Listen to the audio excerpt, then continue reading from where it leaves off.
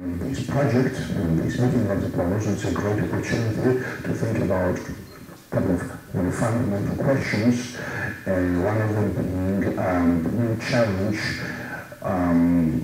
existing in front of the university to think about its contribution to modern society. And to think in terms of no longer just production, transmission of knowledge, but also in terms of the use and application of this knowledge. Now, I don't want to suggest that commercialization is the only application, but it's definitely a very important one. And we at the University understand it rather well. We have been one of the first universities to establish the technology commercialization office, the first university to have developed a legal framework for technology commercialization, and you have to be not to know that this legal framework is key for a thriving entrepreneurial culture.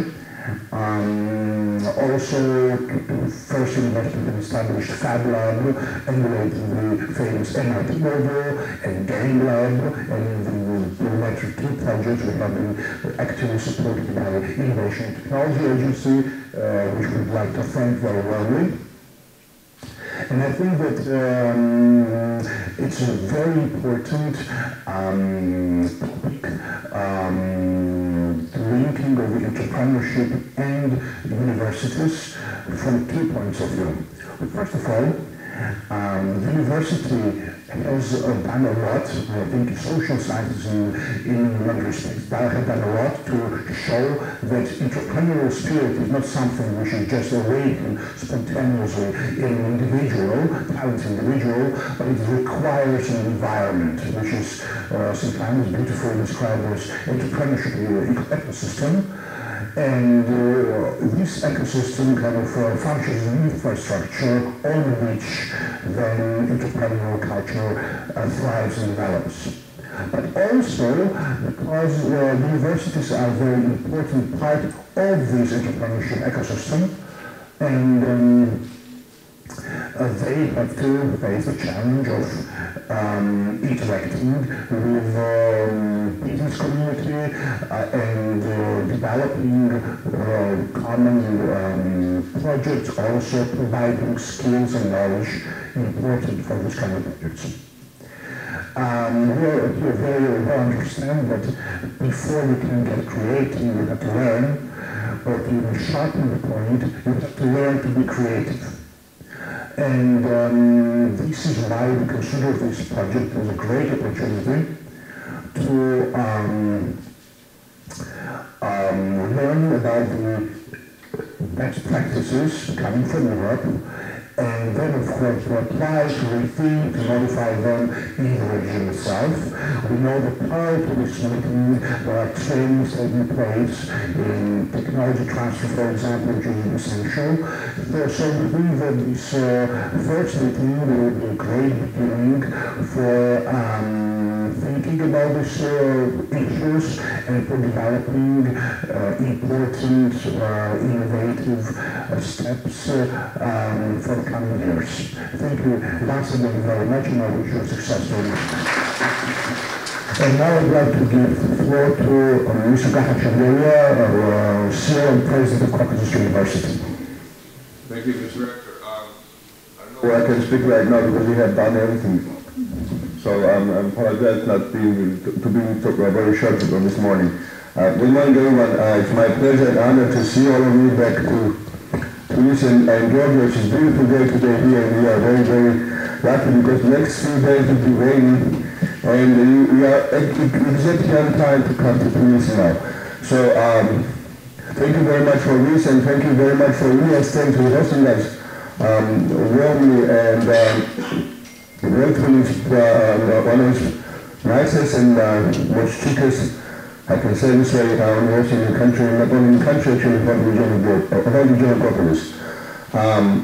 We know, at least these 3 rectors know, so this think what we are doing today and tomorrow here in Georgia is very important for Georgian economy, Georgian students, and Georgian professors as well. We know that this country needs development of small and medium entrepreneurships, innovations, and they know all very well, they know the science very well, and we are following them. We are following them very closely, and I can say we want to spend more time and energy and money to develop this field in this country. Again, thank you very much for this wonderful event, and we are committed to continue, and it's not last, but I mean it's very important to our partners from all over Europe, from Germany to Belgium and to as far as from Kyrgyzstan. So thank you very much, and we are very much looking forward to working with you very closely many years to come.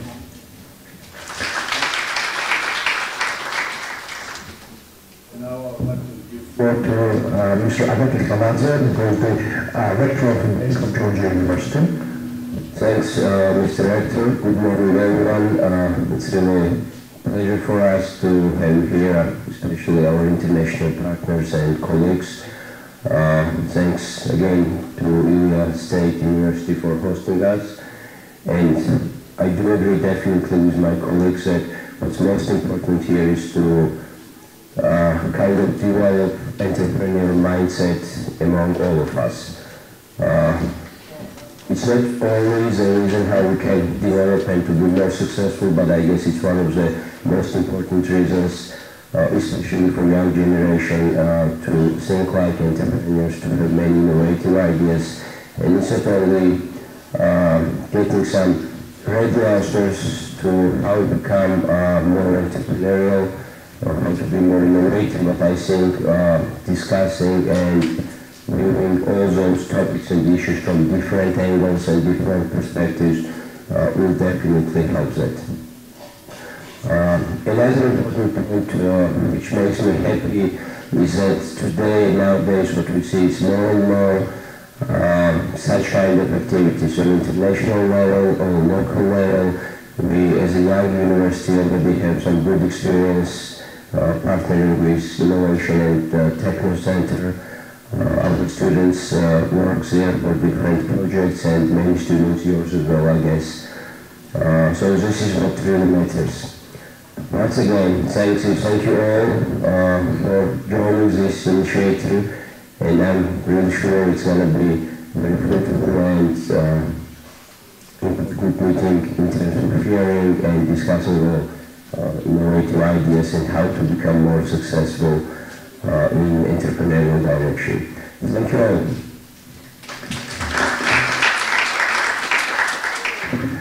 Thank you, dear colleagues. And now I'd like to give floor to Mariam Lashi from Innovation and Technology Agency. Good morning, everyone. First of all, I'd like to congratulate you all and all those who have contributed in preparing this project and going through a very competitive selection process. So congratulations to all, and thank you for organizers having this event today. Today I'm here with a short presentation about our programs and government's to present government's innovation and entrepreneurship policy. But before moving to presentation, I would like to highlight from government's perspective the importance of developing innovation and entrepreneurship agenda in Georgia. As you may have heard, the government of Georgia prioritized development of entrepreneurship, and in 2014, even institutional framework was developed with establishing Georgia's Innovation Technology Agency and Enterprise Georgia to support startups, individuals, enterprises to transfer their ideas into a specific product and become businesses. So I'd like to also highlight the government's new initiative of 4-point economic reform plan, within which one of the important part is education. Education and human capital development plays a crucial role in this development and in this process. So I'm very happy to see all kind of stakeholders involvement in this process. And Entrepreneurship is the process when we are building the community, and the community do not look at each other like competitors rather than contributors to each other's programs. So I'm very happy to see several universities, not only in Georgia, but outside Georgia. And welcome here in Georgia. I do hope that with our strong engagement, we'll succeed and develop entrepreneurship spirit and culture in our countries. So thank you once again. Let me briefly present our programs and TITA's main mandate. So for any questions, I'll be happy to answer. As I have mentioned, in 2014, Georgia's Innovation Technology Agency was established. We have four main directions and mandate. One is to support regulatory framework development, by which we have prepared law on innovation, and we already adopted and ratified by the Parliament. We have a big agenda in skills development, so we are organizing various types of trainings and workshops based partnering with universities as well as based on our technological part. We also have a big agenda in infrastructure development. In 2016, we have opened first technological park in Georgia, which is located on Innovation Street, and I'm very happy to see familiar faces, members of tenants of our tech park and our startups. We are scaling up those projects in the regions as well, and so far we have also opened innovation centers in 3 regions. Yesterday even we opened Baghdad Innovation Center. And by the end of this month, we'll be opening Tech Park in Zugdigi. We see the tendency and the kind of the need from the region, so therefore it's very crucial to have infrastructure and facility for those local citizens to enter the tech park and transfer their ideas into specific products. What was important with initiate this infrastructure projects before opening Tech Park, we partnered with universities and specifically with India State University, who was one of the winner of our competition. Together with our strong collaboration, we opened first fabrication laboratory, Fab Lab in Georgia. And I'm proud to say that we scaled up this project. We already opened the Fab Labs in State Academy of Art, in Glory State University, Kutaisi State University, Batumi University, and we see the results that are done in the Fab Labs. We are also proud to say that we became part of this global community, and we are members of Fab community. Last year in Boston, MIT, Massachusetts Institute of Technology, and specifically Bytes and Atom Center, where the concept of the Fab Lab was developed, nominated Georgia as a Fab country. That means that we'll be scaling up these projects to integrate Fab concept in educational curriculum, and I'm very happy that we have partners in this regard and who are developing those projects. I'll briefly tell you about the Tech Park project, which is working as a one-stop shop concept where you can enter the building with idea, get all those specific and useful services, and go out with the business. So specifically, our Tech Park provides access to technology. Like on first floor, we have publication laboratory, which is equipped with high technology, 3D printers, laser cutters, CNC machines, and also the machine which is printing the circuit board. So that means that high value-added products can be done in Georgia. We also have access to different types of services. We have a sub-patented National Patent Office representation in Tech Park, who is providing consultancy on IP-related issues. We have consultancy on legal and financial issues. We have Deloitte representation there, who are supporting startups on developing their entrepreneurial ideas and projects. We have a Management Academy, who is mentoring and providing project developing mentorship to startups and for business incubator team members. I would say, we also have the co-working space, which is also very useful for startups, because in early stages, when the startup cannot afford to pay the office rent or do not have access to those key services in order to kind of transfer their ideas to mature projects and to develop their businesses. We do support this, and on seed stage we're providing various types of services.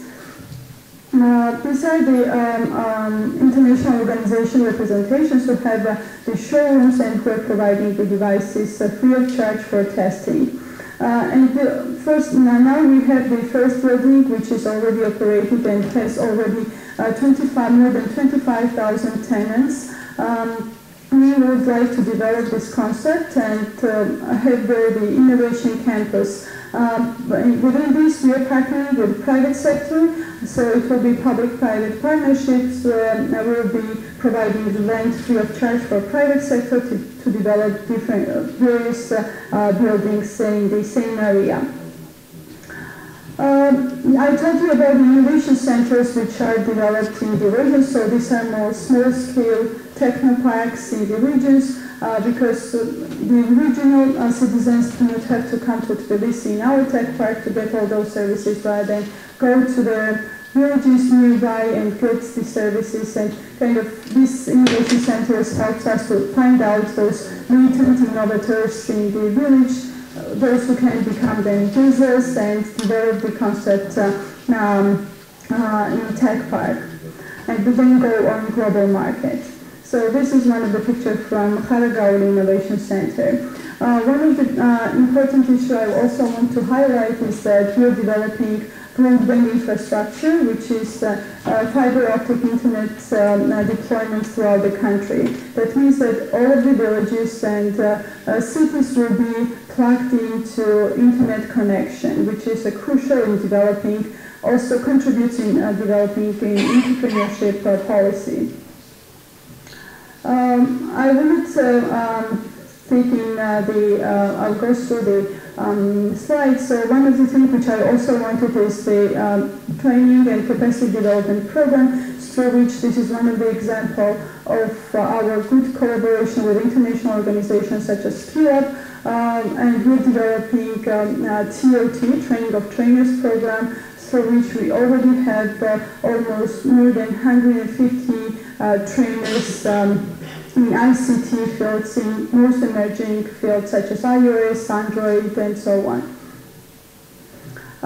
Today we'll be having an IT job fair in Tech Park, so anyone interested, you're more than welcome to come.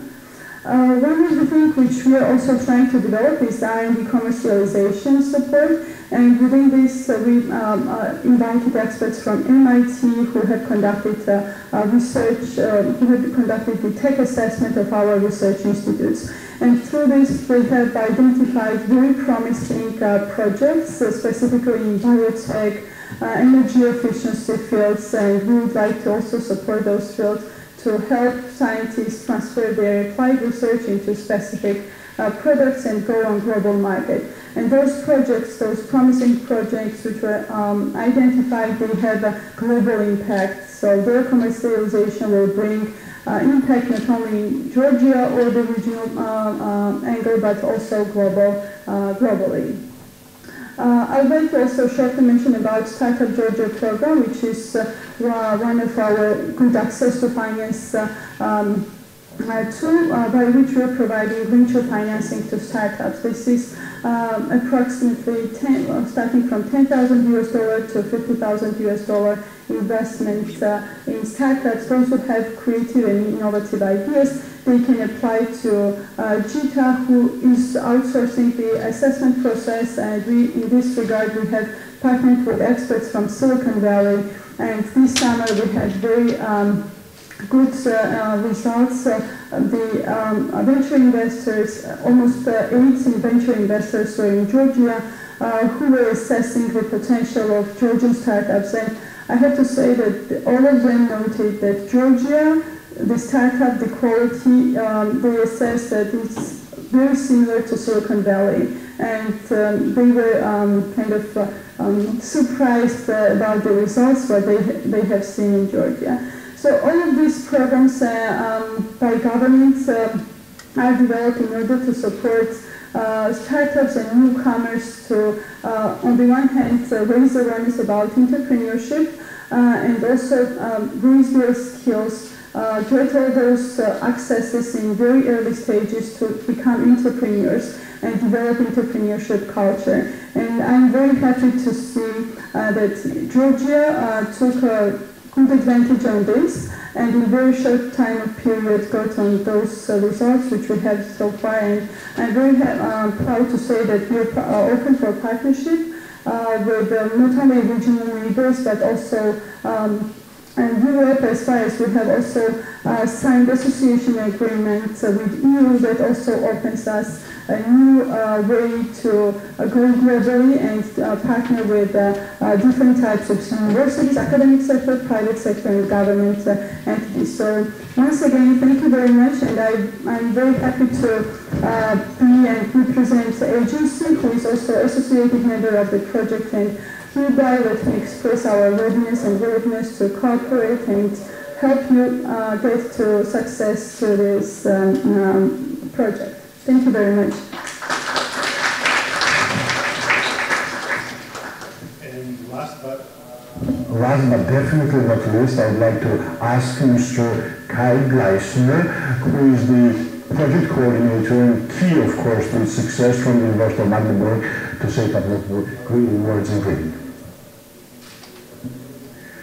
Dear rectors, dear guests, so at the beginning I want to thank ES State University for hosting us. I think they did a great job before the conference. I had a lot of discussion, talks, and I know what they organized here was a lot of work, so thanks for that. But I also want to say thank you to you all that you are here. I think you see this topic is a very recent topic and also very important topic, not only in Georgia or Kyrgyzstan, also in the European Union. I will say some words about that later as well. So I think it's really important that we bring this topic into the focus of young people, because entrepreneurship is a part of future. And for us as a future development, the most important impact we can give to the future. We want that developments can provide some possibilities to young people, and so it's really important that we find institution partners, and it's really great that also other partners bring or supports us with their help, with the support and so on. And so we hope to give some with this project to the state development. It will be first points in Georgia and Kyrgyzstan. It will support also existing developments. And so I think this project can be a next step in this point. About the Career Labs we will talk here as well later. So I do not want to go too deep in detail right now. But I think it is worth to go on this way, and I think we will have good chances to go with that. So again, thank you all to be here. I think we will have fruitful 2 days here as well, and for the young people here, please use the chance you can get from these universities here. I think they go an important step, and it could be your part to be involved in that. So thanks that you are here. Thanks to the colleagues. So I hope you have a good day. Thank you. After this round of introductions, I would like to ask the participators of the panel, Strengthening of Entrepreneurship for a Better Future, Institutional Perspective, to take these seats, and we'll move on. So I just have a question, Mrs. Kashibatse. Could you possibly give an example of a technology that was developed in your center, or a project that was successful or something like that? Well, it's hard to define from the projects, which is my favorite, but the Startup Georgia, which I have mentioned, is one of the good examples. And the good example is because when you are providing access to finance, sometimes it's like a free money, cheap money for the beneficiaries of the grant who is taking and developing. Whereas in Startup Georgia, we didn't provide only financial assistance, and financial assistance was on the one hand with equity composition, 5%. This is almost nothing, but this was a demonstration that this was not a free money, but the startups got the kind of this more responsibility that the government is a partner of their startup and they have to achieve all those KPIs within some time of period. That was one part which I like, and another one is the education which comes from the money. And so within this project, and before obtaining the money, we had very intensive training program in August. So before they received the money, the top 50 startups were trained in different fields, like starting from business modeling, ending up with how to pitch with investors. So the money which they received was with the mentorship. And in the lifetime of the project, the mentorship and training program will continue for them in order to kind of trigger all those key kind of challenges which they are facing and support them with the trainings and mentorship within the project. Everyone, and thank you for inviting me here today. I'm Bruce Wood from Glasgow Caledonian University.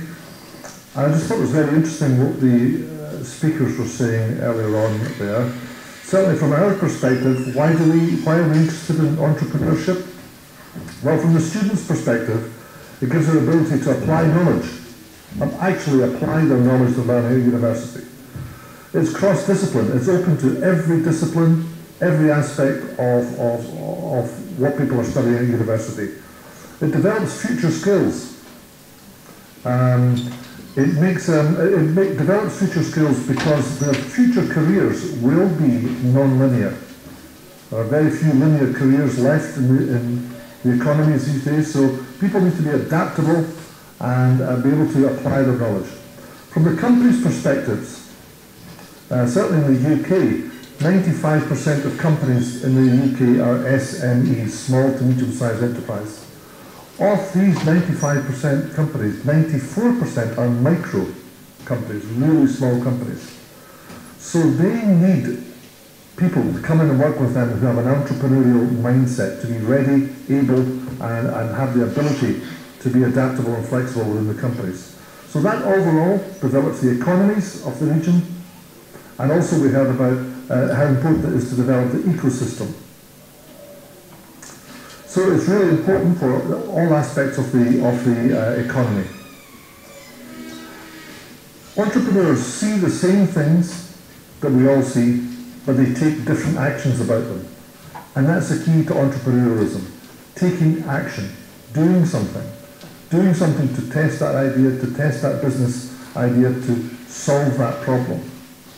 And if there's one thing that universities can do, and economic development agencies, and we are doing it, and we've had excellent examples of this here this morning already, is the ability to enable that action to take place. So I'm sure we'll hear more about that, and I'll close out my remarks there. And we're going to hear two presentations. We've had a slight change to the agenda, I know.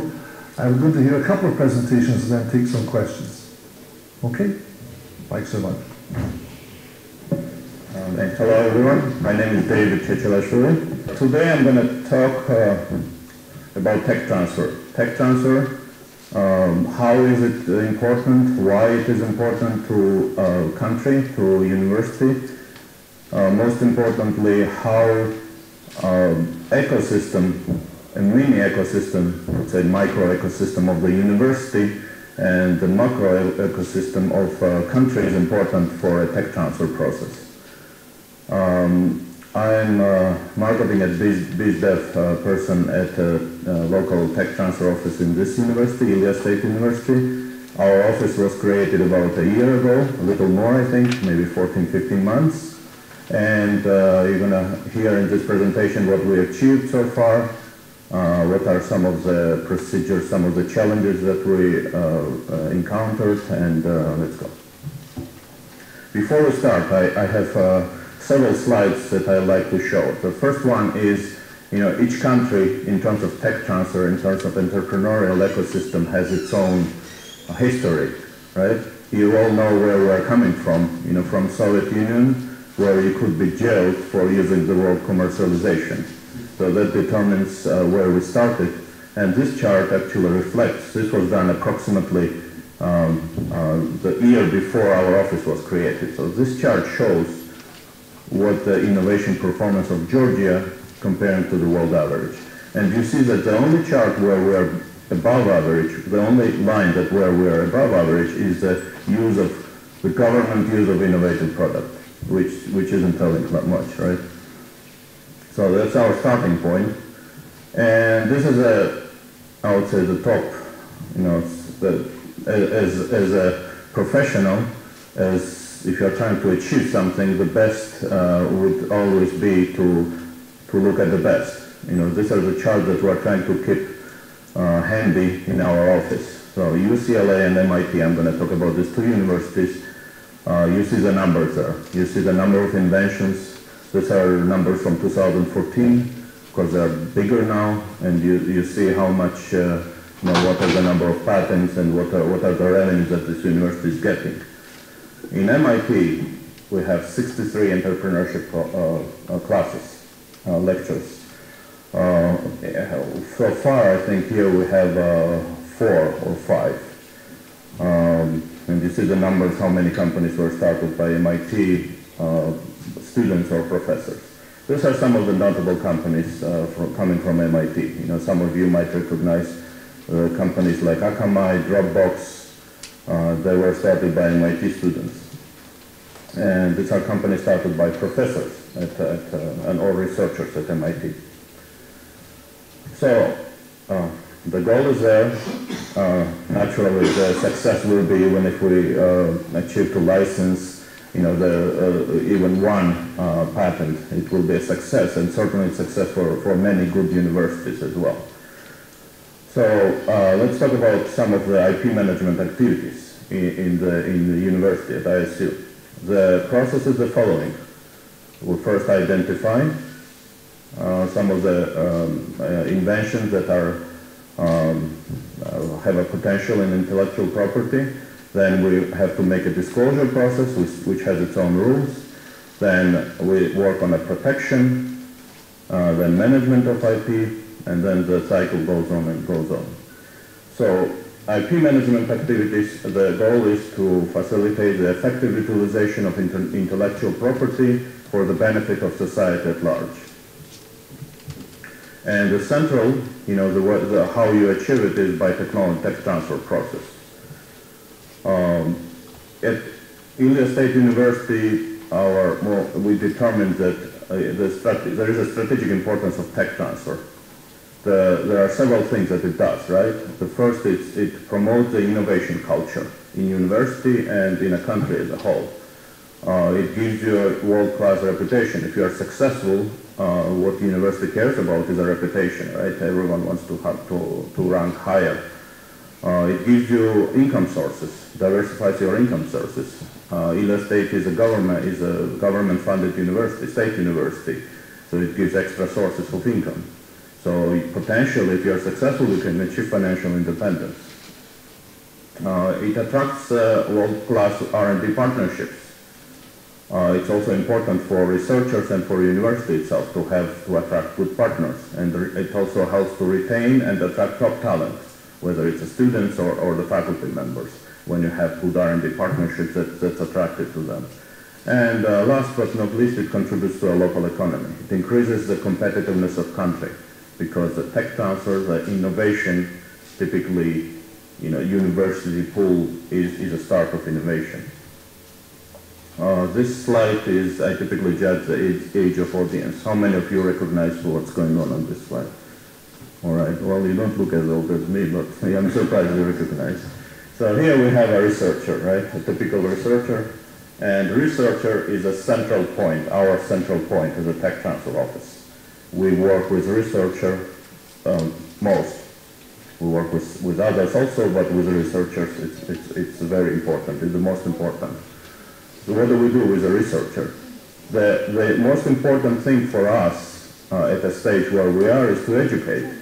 As a country coming from the USSR, the researchers, their main business was to research. No one thought about commercialization. No one thought about, the application of technology was thought about as something low beyond them. So we educate them.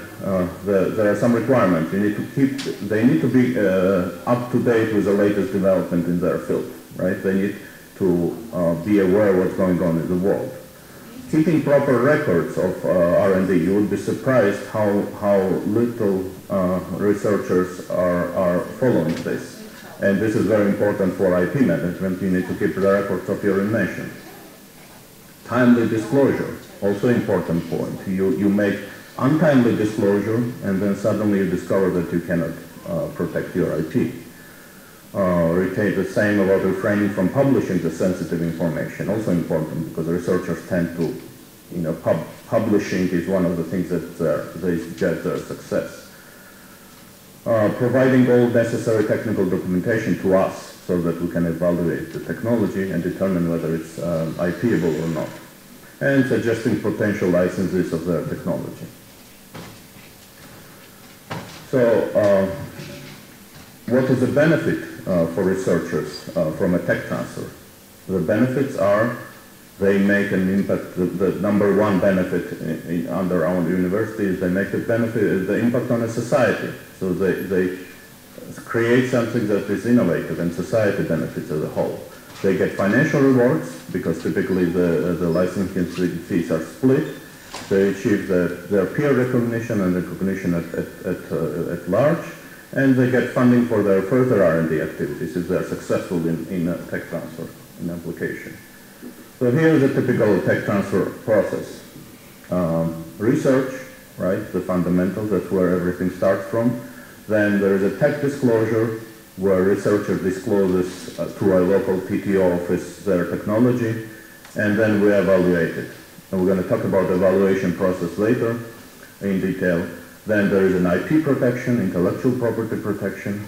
If we determine that we are ready, then there is a route to market. We need to determine how to put this technology into market.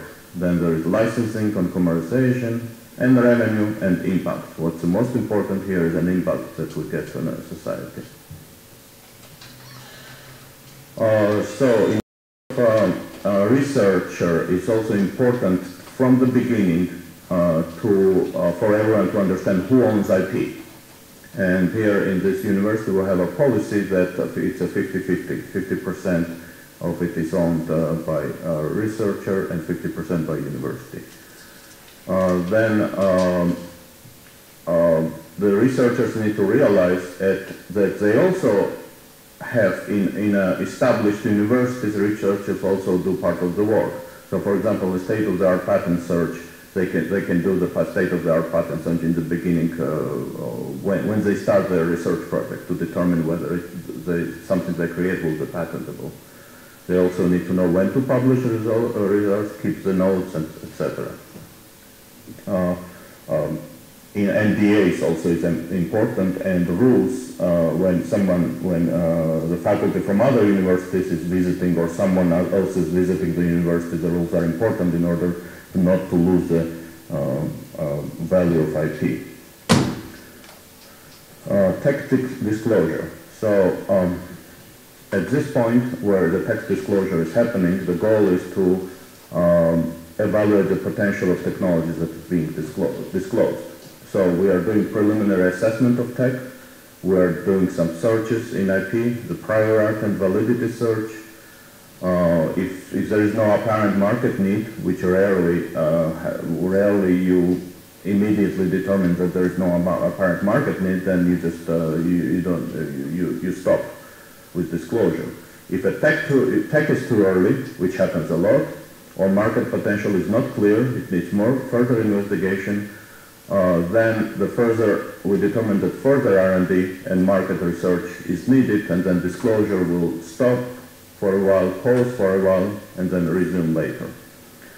So the submission of disclosure docs happening, and then licensing and spin-off committee meets at some point to determine whether the tech that is submitted is ready for licensing, or it's better to go a spin-off route.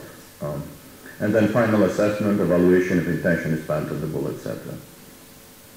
The big question is typically with technologies to patent or not to patent, right? Also, when do we patent? If technology meets the requirements of patentability, which is novelty, inventiveness, and usefulness, then it's a first indication that you need to patent this. A patent is likely to be a requirement for licensee, otherwise they will not license, right? Because they need to exclude competitors from doing the same thing. If the technology can be easily reverse engineered, you also need to protect it with a license. If there is a reasonable possibility that someone else might easily do the same, then you need to license to exclude competition. However, you need to realize and understand that not all technology is patentable or needs to be patentable. You know, there are things like trade secrets where you don't patent. So if decision is to patent after evaluation, then we need to select the form of protection, the best form of protection, decide when and where to file the patent application, evaluate where, and then file. I'm going to skip this file because it talks about the patenting. I don't think this is a subject of this conference, and talks about dollar amounts. If someone is interested, talk to me later about this. Then the next step is go-to-market strategy. So we look at the potential applications of the technology. Does it span more than one industry sector? Right? If it's industry specific, or it can be general. Is the technology more commercially or socially oriented? And then stage of development, IP, and associated technology. So the goal of all of this is to determine what are the risks to Ilya State University and what are potential benefits. And basically, there are a couple of decisions that needs to be made. First, we need to understand the weaknesses and the strengths of the technology in order to make a decision whether to do a spin-off versus licensing. Or if technology is not mature enough, instead of doing either spin-off or licensing, we must decide to do incubation first, or run it through our pre-accelerator program, which also inside the university. And then make a decision later. So here's the process, how it usually works. You know, you evaluate technology, then there is a commercialization committee which determines whether it's ready for licensing or do a spin-off or incubation. Then licensing committee looks at the technology and determines whether to do passive licensing or active licensing. And then if a spin-off decision is made, then spin-off is happening, or there is a further incubation support. Some of the considerations that we do for licensing is if it's a single technology or application which is on its own is unlikely to sustain a company, right? Then it's not ready for licensing. I'm sorry. Well, then it should be licensed, because then spin-off makes no sense. If it can leverage development and marketing force of a company that is already in the business, then it's ready. It's good for licensing because they can move it further. If it's an add-on technology to the one that already some company has, then it's good for licensing. If the company has established distribution channel, so they can take technology, plug it, make a product, plug it in their distribution channel, then it's good for licensing. And typically you need to have a champion within the company that will promote the technology inside this company. Then the spin-off consideration is completely different. So if you have a technology invention that can act as a platform, not as a single, something in a single industry, but as a platform that goes across industries, then you have something grandiose that you can, it doesn't make sense for it to license to someone, but you need to do a spin-off, and potentially you can have a big startup out of this. if there is a lack of suitable licenses, which typically happens when there is no industry yet. So it also tied to first one. So you have something grandiose that there is no industry, but it will happen. Then you will not find licensing, you need to create a spin-off. Believe that you can advance the technology better than any other company. That can also happen, right? And the market, the potential market is large to justify the risk for university. Naturally, when I'm saying about spin-off, the university owns typically only at most 5% of the spin-off. I've heard in some other places that the university owns 100% of the spin-off, which I think is plainly wrong, because you need to motivate startup. If university owns the startup wholly, I don't think it will succeed. Licensing. So licensing is typically selling technology to a company for a certain period of time.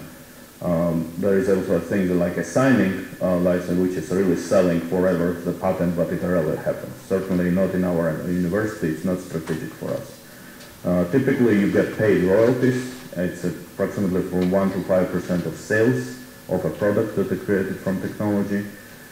Then there is also repayment of patent costs if it's successful, and if license is exclusive, then you have certain milestones when you put in front of the company. If we achieve this, then this happens. Passive, active licensing, I'm not going to stop for long here, but there are two types of licensing, passive and active. Passive means that you just put it in there, you don't do a lot of marketing with it. And this typically happens if something is, you are sure that companies will find it anyway in your.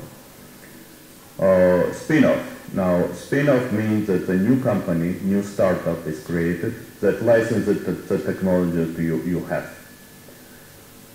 Typically, a key researcher who created the technology acts as a CTO on a company. And then typically it requires strong but small development teams from the beginning. This is a chart that describes how do you do spin-off.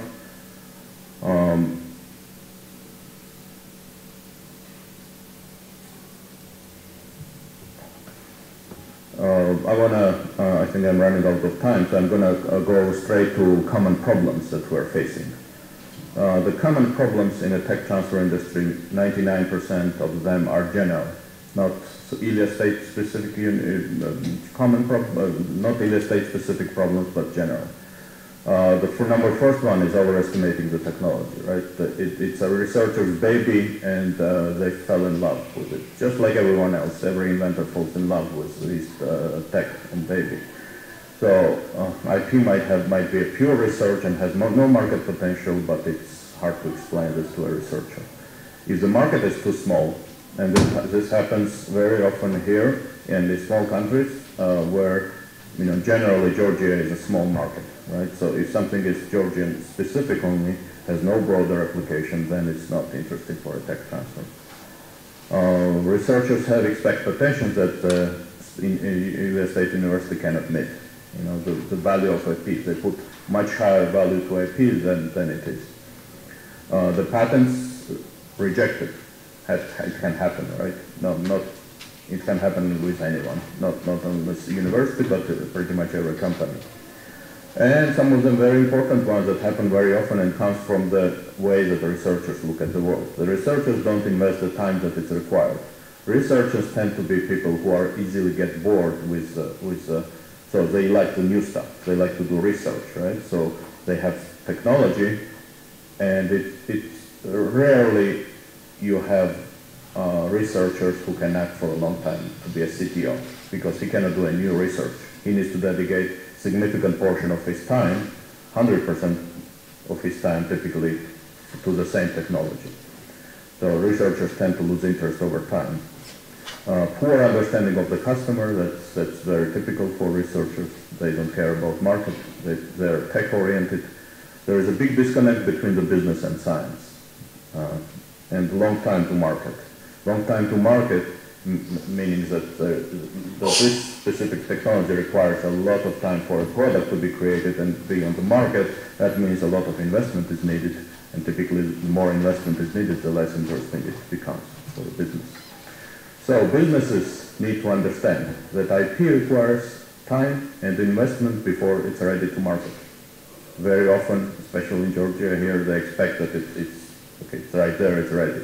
No, it often requires additional investment. And they need to also understand the point of researchers. Researchers want freedom of research, and they also want to publish results. So at the end, it pays off to get them to have them publish their results. And the researchers need to understand on the other side that they need to focus on a customer. Tech, the invention, if it's technical, if it's only a tech, has very little value. It has value only when it meets the customer, the customer demand, or customers might not understand that they need it, but it has more value when it meets customer demand. They also need to understand that significant funds needs to be raised in order for a tech, for a product come out of tech and be ready for a market. And they also need to understand that companies typically operate at especially startups, spin-offs operate at have to operate at much higher speed than research. They have to operate at a much higher speed than big companies also. That's the only advantage of startups, but they don't understand this.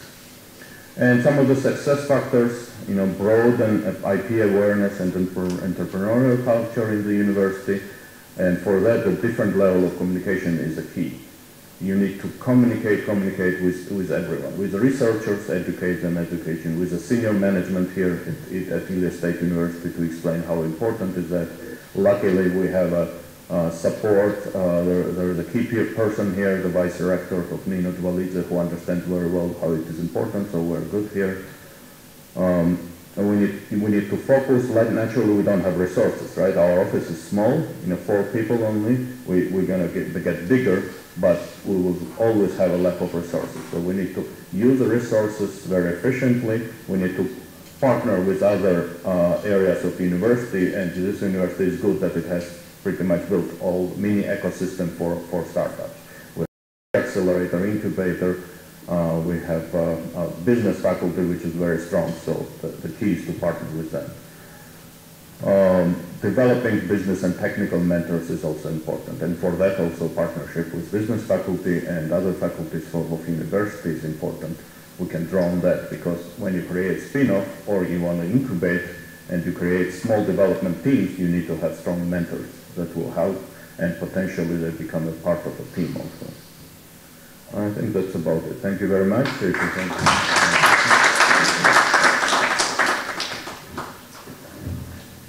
Just before you head off, I'm going to add just one question. Sure.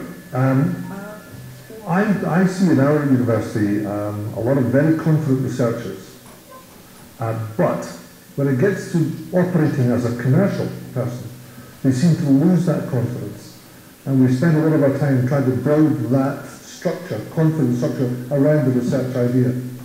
How would you comment on? Yeah. I mean, we are facing exactly the same. I think it's a universal. It's all over the world. The researchers are good at one thing. They might not necessarily understand some of the other things, and that's perfectly fine, because everyone, we don't have a general specialist everywhere. The key here is to communicate, to explain to them. And what we are finding as the researchers, they're bright people, right? Otherwise they wouldn't be researchers. So they're bright people, and if you approach the communication right, you are, they understand it. They might not accept some of the things, but they understand that it is needed. But, that's the problem. Okay, now thanks for that. I think what we'll do now is we'll move on, and we'll have some more general questions just at the end of the session, if that's okay. Thanks very much. Thank you, David, and thank you, Bruce. Today, Bacha should have been here, but because of personal matters, I will be presenting. I'm Georgi Tukhashvili. I'm co-founder of Blender, and the Blender's role is to blend communities together. We have previously partnered with DITA and provided some events, and now we are representing Caucasus University and help them with our expertise to manage their pre-accelerator. So I'm here today to provide some of my personal experience in startups, and will probably give you some insights why you should be starting it, and will point out the importance of universities, business schools, colleges in terms of startup.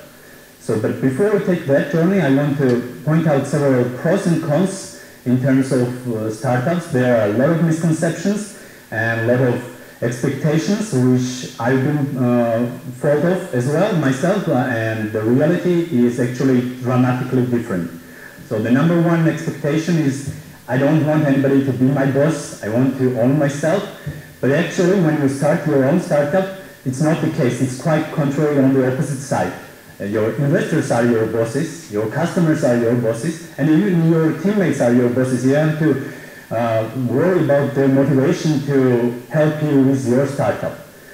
Another one what I heard a lot of is I hate my fixed schedule. I don't want to work from 9 to 6. I want to have some flexible schedule. I want to go some exotic countries and work from there. Well, in terms that's right, because you can have a flexible schedule, but the reality is that you will be working 24/7. So all of the time your startup will be on your mind. It will make you feel unrest at night. It will make you work every day, every second of your life, 24/7, 365. Another one is that mostly young people want to go into startup because it's very cool. We see every week a new guy on the Forbes list or very cool other newspaper or magazines that, hey, this is going to change the world, this is our new future.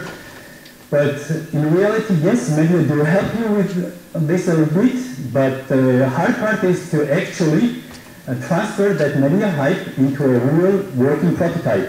That maybe the people will get to know you a little bit more because of the media coverage, but users do not care about media coverage. They care only about product. So what you deliver in the end.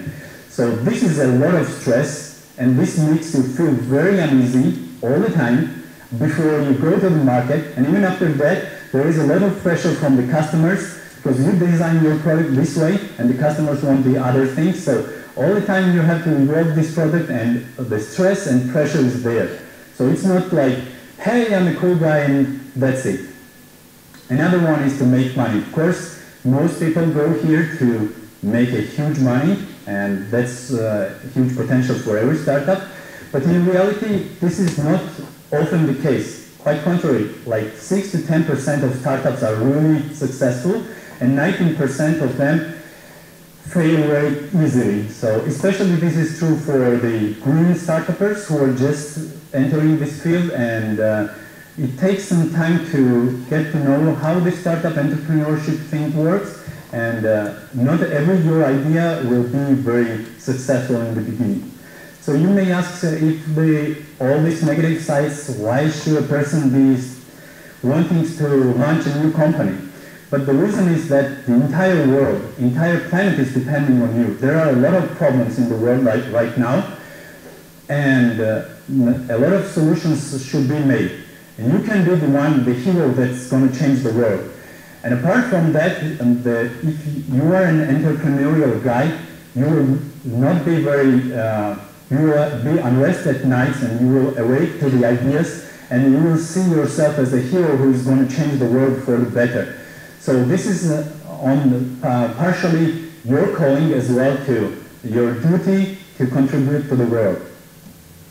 And life begins at the end of your comfort zone. So I've been guilty of this myself, and I didn't want to quit my job, my regular income. I had a family to support, and a lot of reasons come up to take before you take the big leap.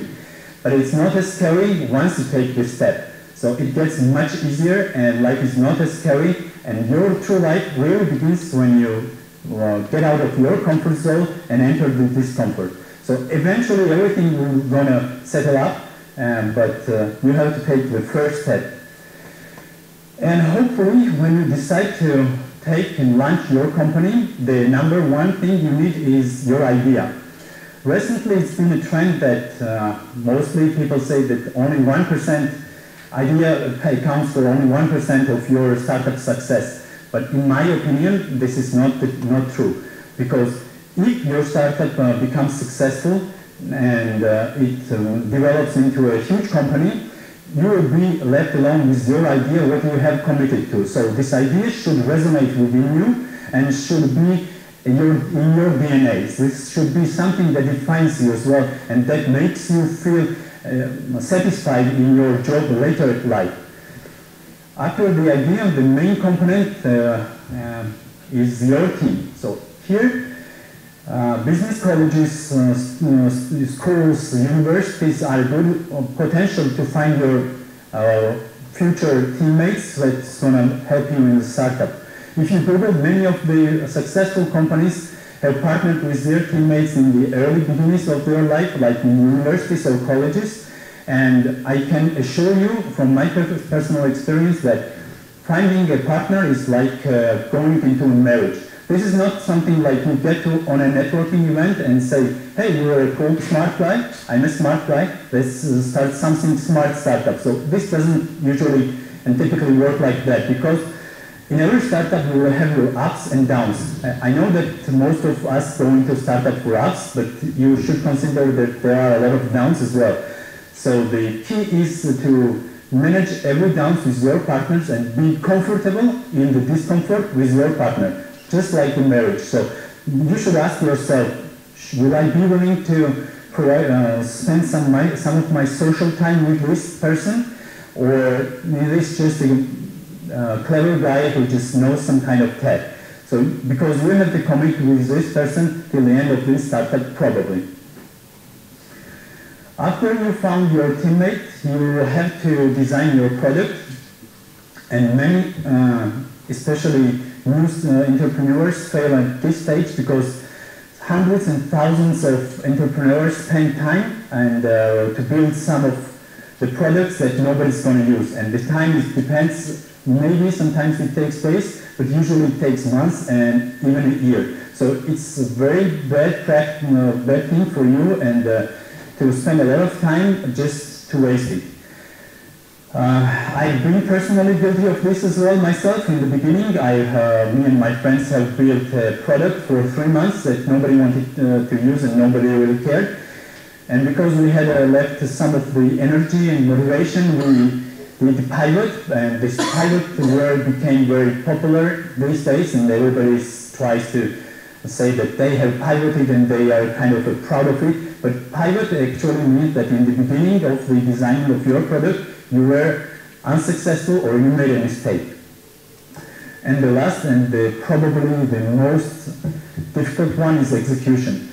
So what I was reading in the beginning of my startup days was that you have to focus on one thing. This was the emphasis. But what I found is that you do not emphasize and focus on only one thing.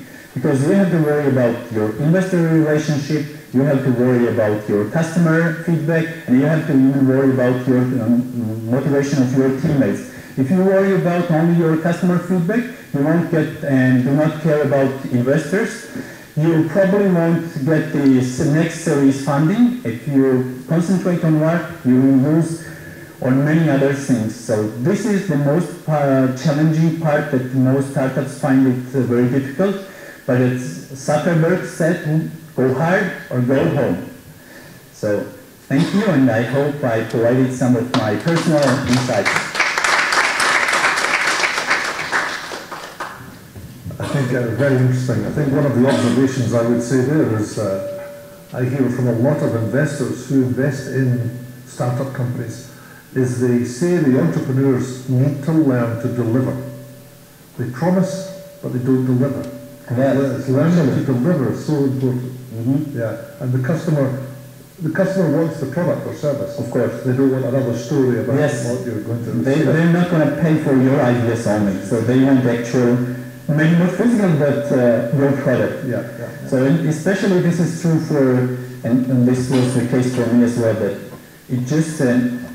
it takes 20 years to create an overnight success, as the Pokemon Go creator said. So it's not like you have an idea and everybody's going to see it and clap their hands to it and bow to you. So this is not really the case. Okay, sure.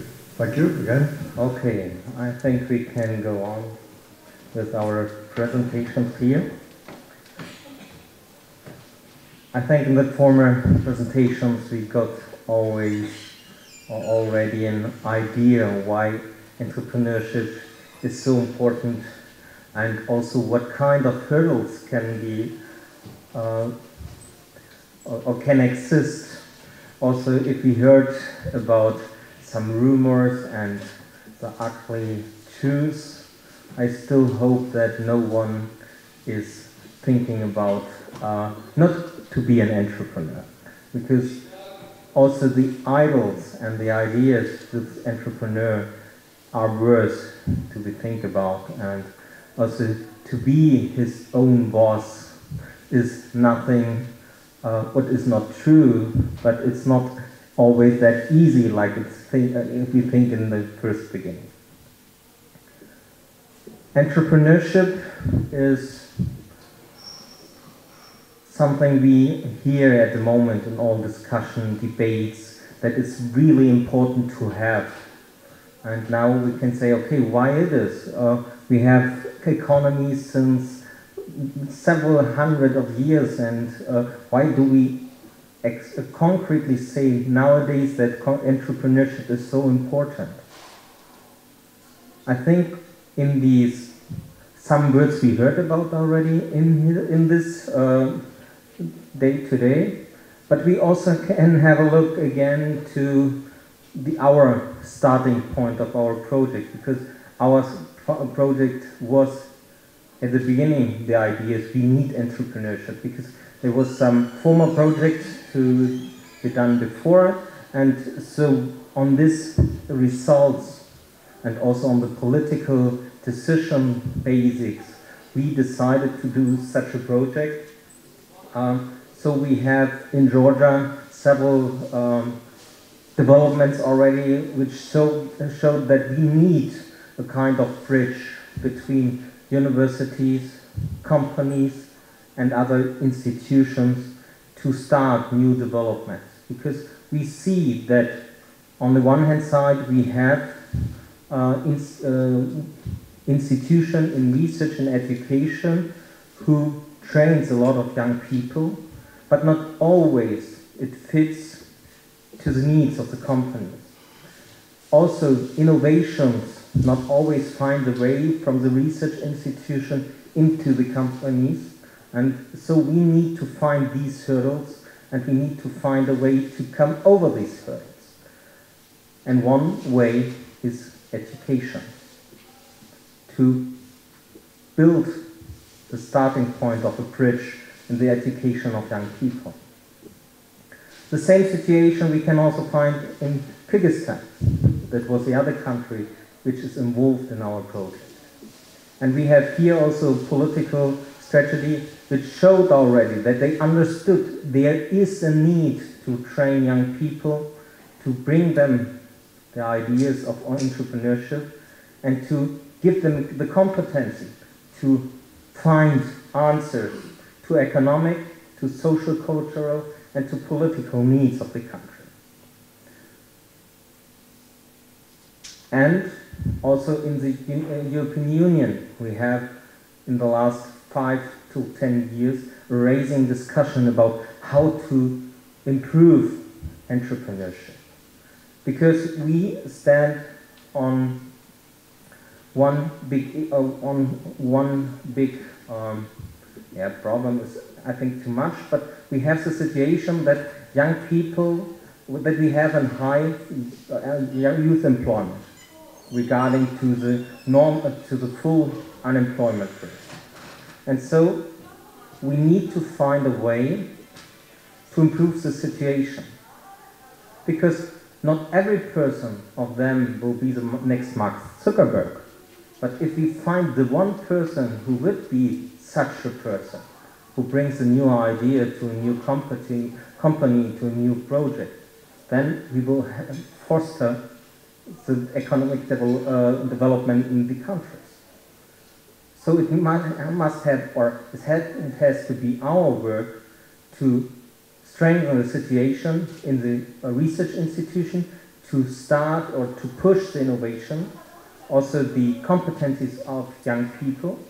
I will not repeat what was said here already, because I think it was a great presentation to see what kind of persons we need for entrepreneurship and what kind of ways we have to go. Our project, and that is important for me to say, is one of these innovation projects who wants to push these developments and which wants to support this kind of thinking. Also, the European Union or the European Commission was asking for such a strategy, to set an action plan for foster entrepreneurship, to introduce entrepreneurship to young people. Because we have just one research study in Germany, for example, at the moment, which showed that young people nowadays more and more ask for a job at the state. Because it seems some to be much more sure than a work in a company. Why is it? And we think one issue why it is in that way is that we need much more education for entrepreneurship also in schools and universities. In Germany we had a lot of projects in this field already. Some of these issues and results we also bring into this project as well, like other partners from Brussels, from Czech Republic, from Portugal and so on. And we also have experience in Georgia. I think EA State University is a very good example for that to see. And we try to combine all these strengths into one project, and this project is EUCA INVEST. And that's why we are here, and that's why I want to just give you a short introduction into that. Not too much, but I think you will see there will be also points for you to go in, to be part of that. Because for us, EUCA INVEST is not just a project of 15 partners we are here.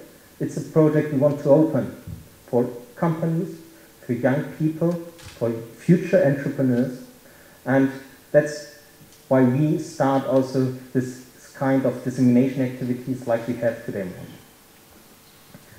Because this project shall help to disseminate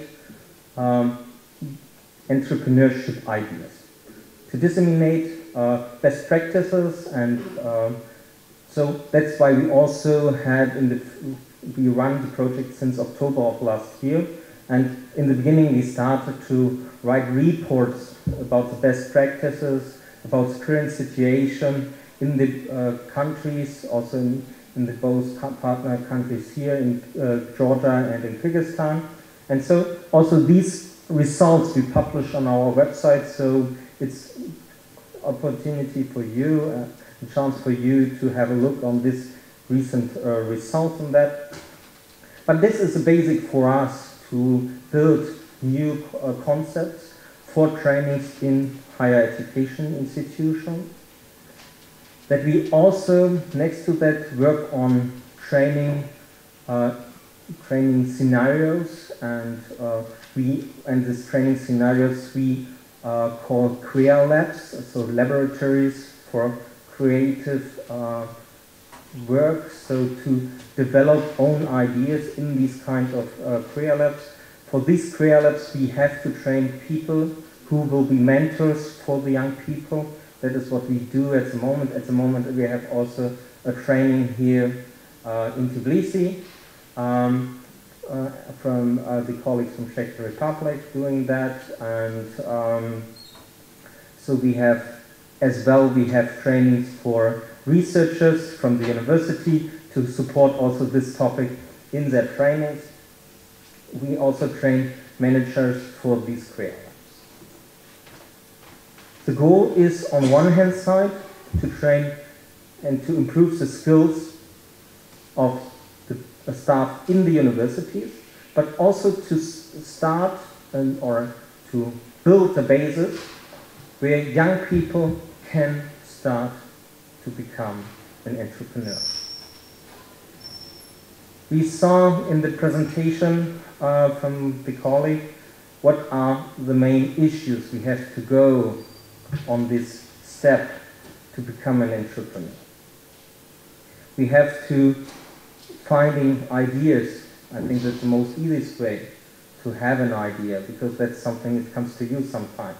Also in my case, we also doing at the moment founding a company, so I know this all also from my side. I did that also some years before already. So it's something also I know from practice, not just from the theory. So we have this idea to develop these ideas into a company and to also to a successful company is a long way. So young people need support in this way, and so I think this project will help to go this way together with these young people. The project will develop these career labs, which will be the basis. We will implement technical equipment in this career labs. We will implement training programs in these career labs, and what is also important, we will try to start to build up a network of professors, of young people, of companies, of associations, because just in such networks you can become successful. Because if you are alone, the fight is much more harder. If you are a network and you know people, you meet people, then you will find also people with the same problems, with the same success, and you will have a way to go on, and sometimes also some new innovations starting in that. And so I'm also very happy to have the colleagues from Glasgow in our project, for example, because they built an excellent network for social innovations already, and they will also give these experience into our project here as well. So I think this could be, from the equipment point, from the training point, and the network point, a very successful issue we have. So we will have 12 career labs established at the end of the project. We will have trained a lot of people and staff for these programs. We have an internal evaluation system we built up. I think this is also something we need as a sustainable concept, the evaluation, because after the project ends, the career labs should go on, and we will always have the way of learning also in future. So not just lifelong learning from in the personal case, also from the institutional case. So this is very important for us as well, that we have an evaluation system in this as well.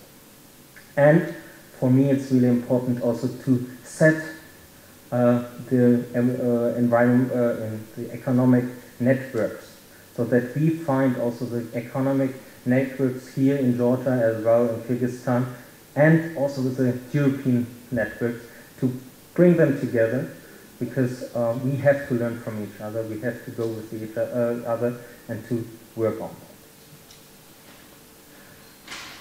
The project had a long way already, so the first exchange to the project was in September 2014.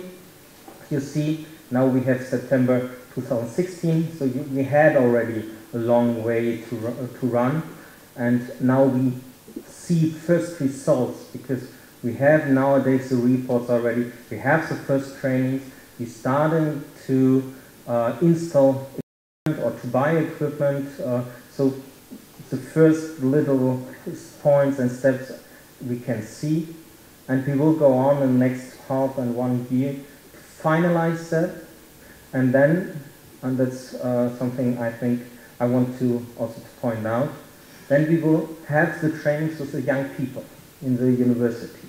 And think if we can start this will be the real most important step in here.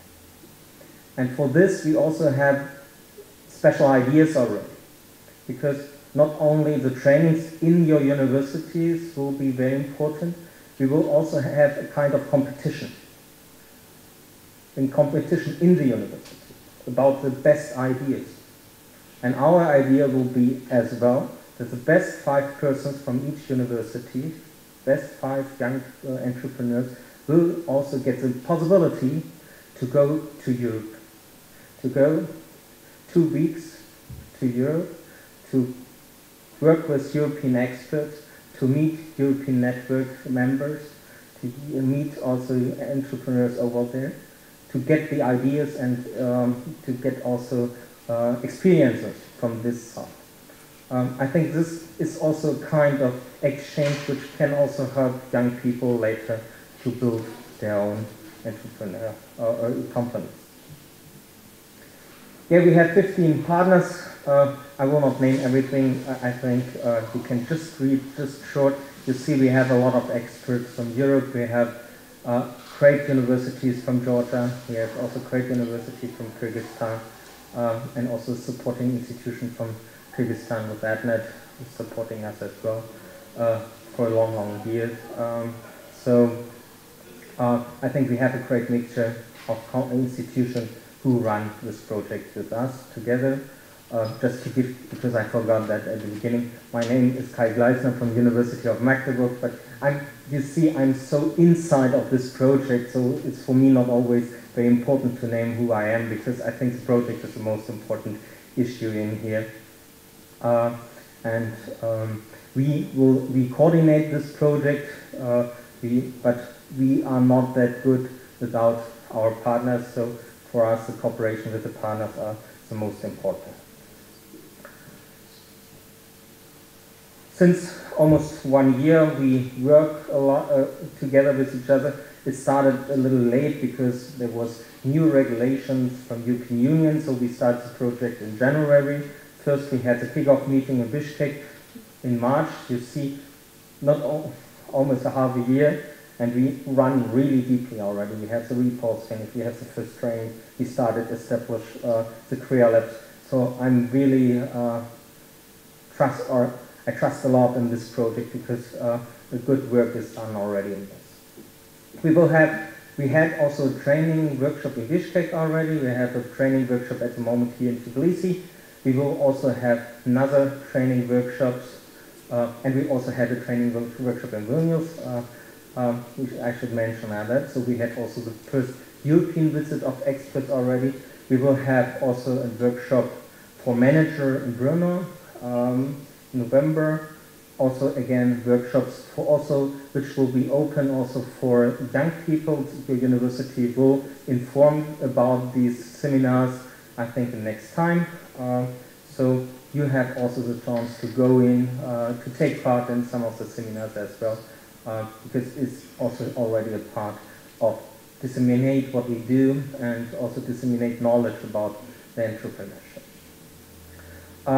There will be also several workshops inside the project, and I mentioned already, we will have this competition for young students, for young entrepreneurs, and there will be 2 weeks in the full project then where the young entrepreneur will go to Europe. So we will have one in September 2017, and we will have a second one in 2018. So Czech Republic and Portugal are very wonderful countries, so I think it's also worth to take part in such a competition. I think it's also not only the idea at the end and maybe also a successful start for a company on the one hand side, but also to have experience in European countries. I think it's also worth to go in such a competition. We will have another international conferences next year in Kyrgyzstan, and a final conference 2 years. Looking forward again already also in 2 years to come to Tbilisi again. I'm here second time now, and it's always a great time to be here. So I'm happy to be here later within 2 years again, and then I hope we can discuss about the success of this project. But I know our partners, so I'm very hopeful, or I have a lot of hope and a lot of trust that this will be very successful. So we have training staff, trainings for staff in curriculum development, training methods, development of teaching learning materials. We will have trainings of PC staff and curriculum for curriculum renovation. So we have some seminars already commercialization, fundraising, creation of ventures. You see, we try to combine or give an overview of the most important topics, so the staff in the universities get a good basis also to install the Career Labs, not just technically, also from the education field. We also help to support all the steps of business planning and go on with the legal issues. I think this is really important for the Career Labs as well. As I told, we have the first results already. We have the reports for the best practice from the EU. We have the report already for the current situation in the countries, and we're starting to develop the Career Labs concept, and we also started already to install, or at the first point it's a kind of tendering process we have to do for the Career Labs to get the technical equipment that's the technical equipment and also in the institutions. So this is at the moment the point we are, and we work hard for that so that we can open the Career Labs as soon as possible. Yeah, we had also some pictures already from the first workshops we had in Tbilisi and Bishkek, and as I told you, we had also a first workshop in Vilnius. I think all what I got heard already is very successful, so I think it will be good work, or it's a good work from our partners in here, and will be good opportunity for the staff who is taking part in that, and will give us a good support. For the young people, important, I know Facebook is not up to date nowadays. Now there's already all other social media is important, but we still use Facebook. So if you want to follow us, please go there, follow us there. We will also disseminate all information about the competition, about the recent status. So it's your part or your chance to be part here as well. Also, we have a website which gives the main information about the project. So here you can find us as well. At the end, there's just I can have a wish or something like that. I think the project is a good example to foster developments we need in our society. And now we have on the one hand side, we have the partners already who do a great job, who work hard on that, what we develop and what we plan to do. On the other hand, we need also new personnel.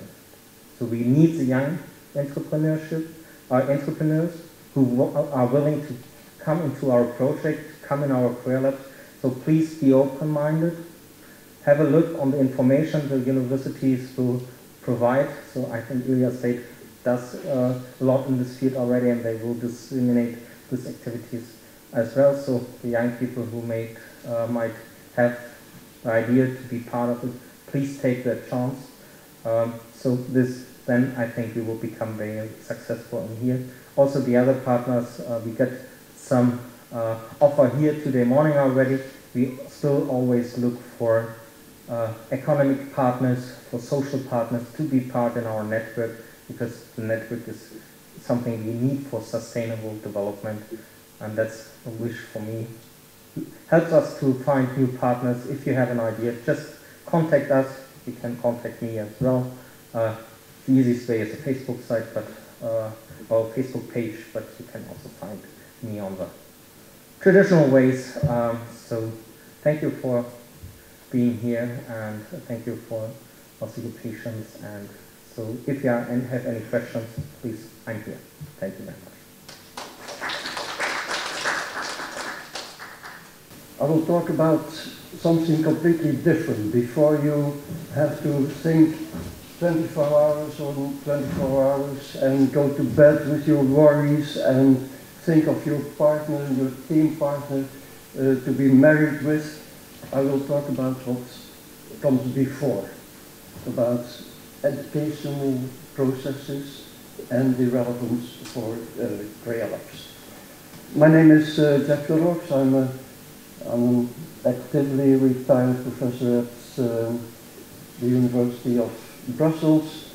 My specialty was labor market development and organizational change. Together with Jan de Champeler, my good colleague who is sitting there and who dared ask a question this morning, we were preparing work package 1 for this EUCA INVEST project.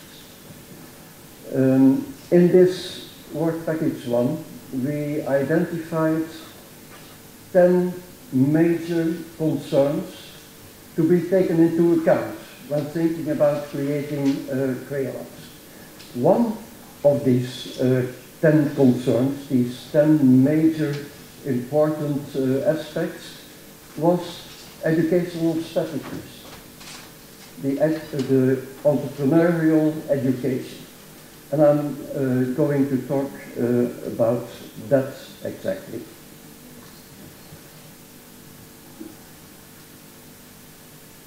When we think about educational strategies, we cannot lose the detail that the CREA-labs evolve in such educational process and are dependent on educational strategies.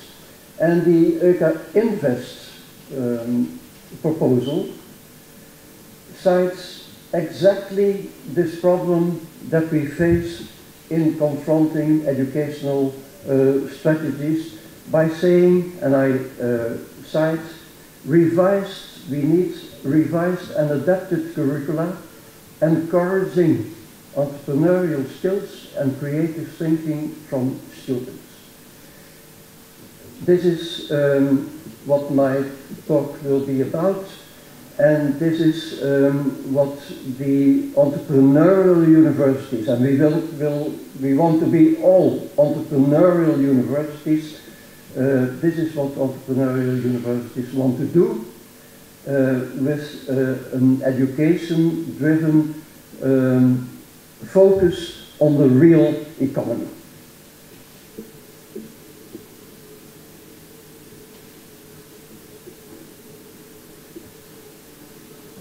If we think about education, and if we think about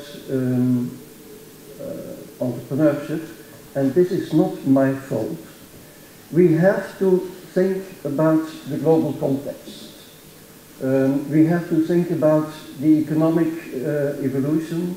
We have to think about political evolutions in which educational processes can develop and in which entrepreneurial skills can be developed and in which entrepreneurship can develop. So I will talk about this global context a little bit also by way of introduction. Secondly, and this is also the macro aspects of what we will see, is that the global employment situation is very important in assessing entrepreneurship and the development of entrepreneurship. These two macro aspects will be looked at. Then we come to a model for the dynamics of entrepreneurship, very handy model in my view, before coming to educational, to the entrepreneurial education, and look at the methods that can be used. We look also at the content, and then we will try to, in a simple scheme, to integrate content and methodology in a logical framework that can be handy to have when you assess the outcomes, not only the learning outcomes, but also the research outcomes and the commercialization outcomes of the process of entrepreneurship and entrepreneurial education. And by way of conclusion, we will suggest some concrete measures. Some of them are well known, and you know them all, and they have been mentioned already. some of them are not so much developed, not so much highlighted until now in the EUCA INVEST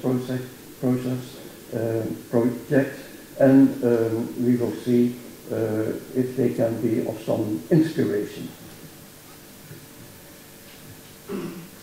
A changing socio-economic context for the development of entrepreneurship.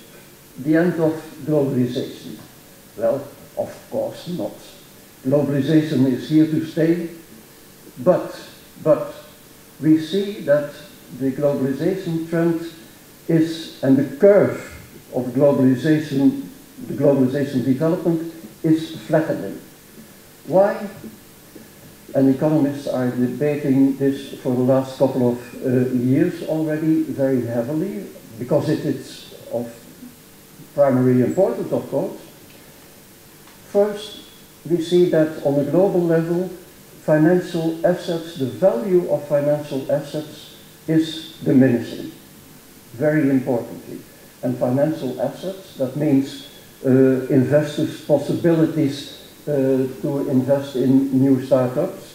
It means the available of seed money. All these aspects are slightly slowing down. Secondly, we see that foreign direct investment is slowing down. Foreign direct investment was one of the drivers of the globalization trends, and it is also flattening. Thirdly, we see that international trade stalls. And international trade is also a fundamental aspect of the globalization. These three trends that economists identify, we see them already appearing since 2010, more or less. So it's not something of today or yesterday. No, this is a trend that is going on, and that could be going on for the next couple of years, if not a decade. This could be slowing down a little bit entrepreneurship. This could be slowing down a little bit the incentives for entrepreneurship. On the other hand, we have some more positive news, for example. We see that the Silicon Valley activity and the Silicon Valley concept, as it were, is going worldwide. Here we see a globalization of Silicon Valley. A lot of people, it has been reported a lot of times, a lot of entrepreneurs from Silicon Valley are moving to more urban environments, and New York is a new hub for entrepreneurship and is a second Silicon Valley.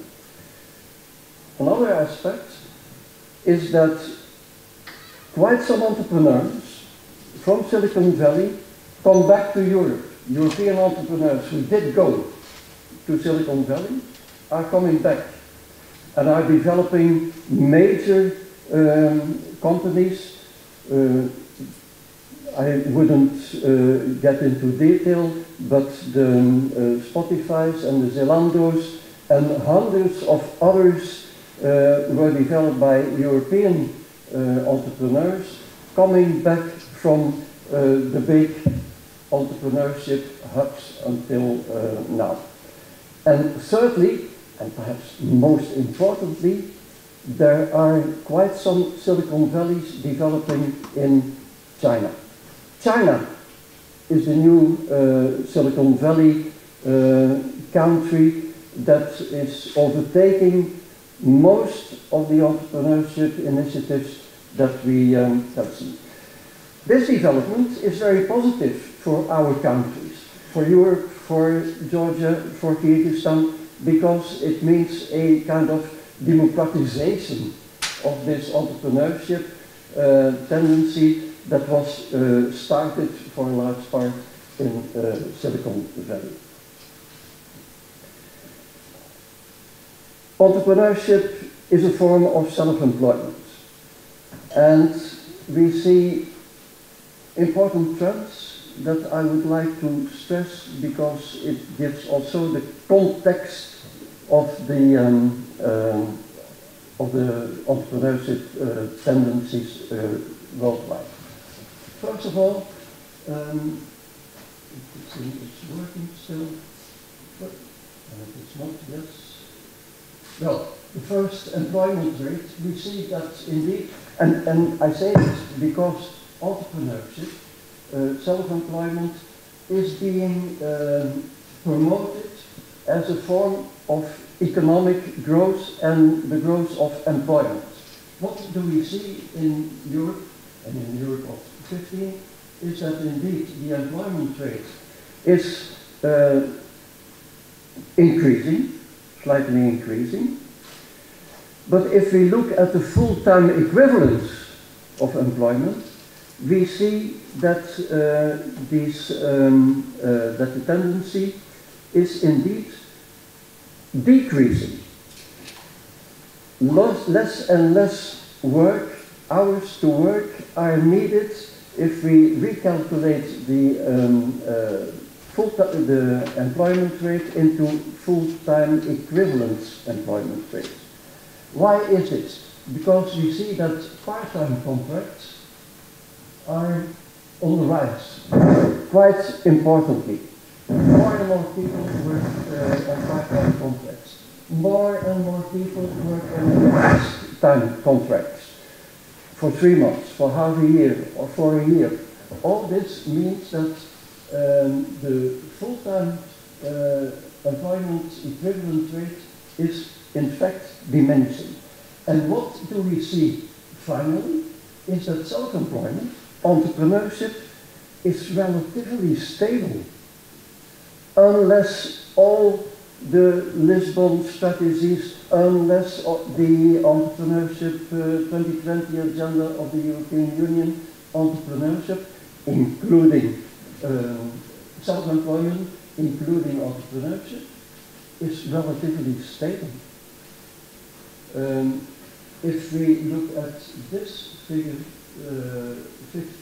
14.6, this is for the Europe 15. If we look at European 27 and 28, the figure is higher, it's around 15.5%. So there, self-employment and entrepreneurship is even decreasing. For Georgia, the number, the amount of self-employment is more or less in the neighborhood of the 15–16%, and is also relatively stable. So we have to take into account these global tendencies when we think about entrepreneurship also. Let's come back to some of the dynamics of entrepreneurship.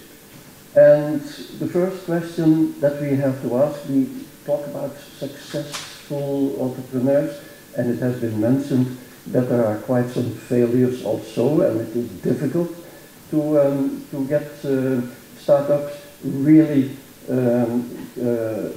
get successful.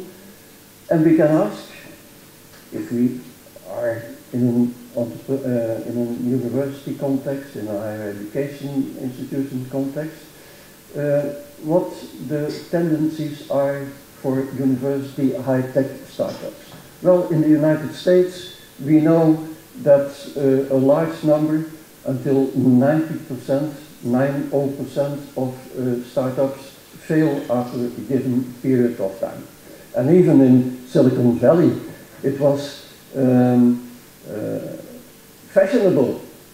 It was almost a mantra to have this saying, which is fail fast, fail often. They could say it, and failing fast and failing often was fashionable and was considered as a success, because they could start up a new project, having new ideas to be funded exactly by investors when the money was available at that moment. When seed money was available at that moment, there was no problem to have a new startup. at that moment. So this gives a picture of why in that period failing was not so bad. Of course, this is not a recipe in our countries to follow. Indeed, it is the contrary. And then we can look at a certain number of reasons why university startup fail so for such a long for such a large amount. Management failure, lack of capital, certainly that is a tendency right now, a little bit less capital. Innovation doesn't meet commercial needs, etc., etc. You have them listed, and we heard them already this morning cited quite a few times. Now let's look not at failures, but at the context in what the entrepreneurship can really develop, and what kind of parameters are important. And I like quite a lot this this model, which was developed for the OECD by the World Economic Forum. I like it because it gives a good mapping of all the different parameters. Let's look first at this one, because it's a very dynamic model. And indeed, it has been mentioned also, and we know it. There are several stadia in startup and the development of startup. Stand-up means you should have the attitudes to do it, and stand up to begin before you really start up.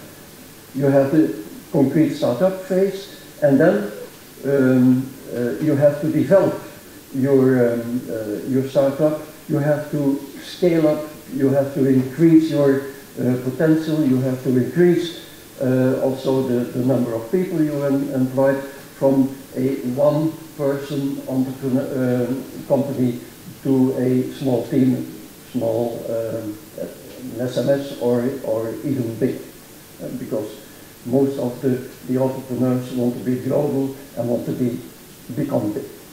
So different stadia we have to develop, and then we have a certain number of individual factors that have to be taken into account.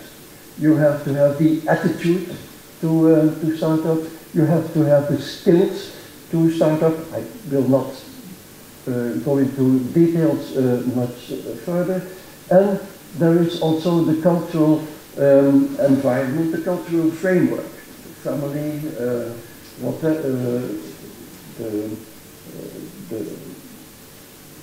societal networks that you can develop, etc., etc.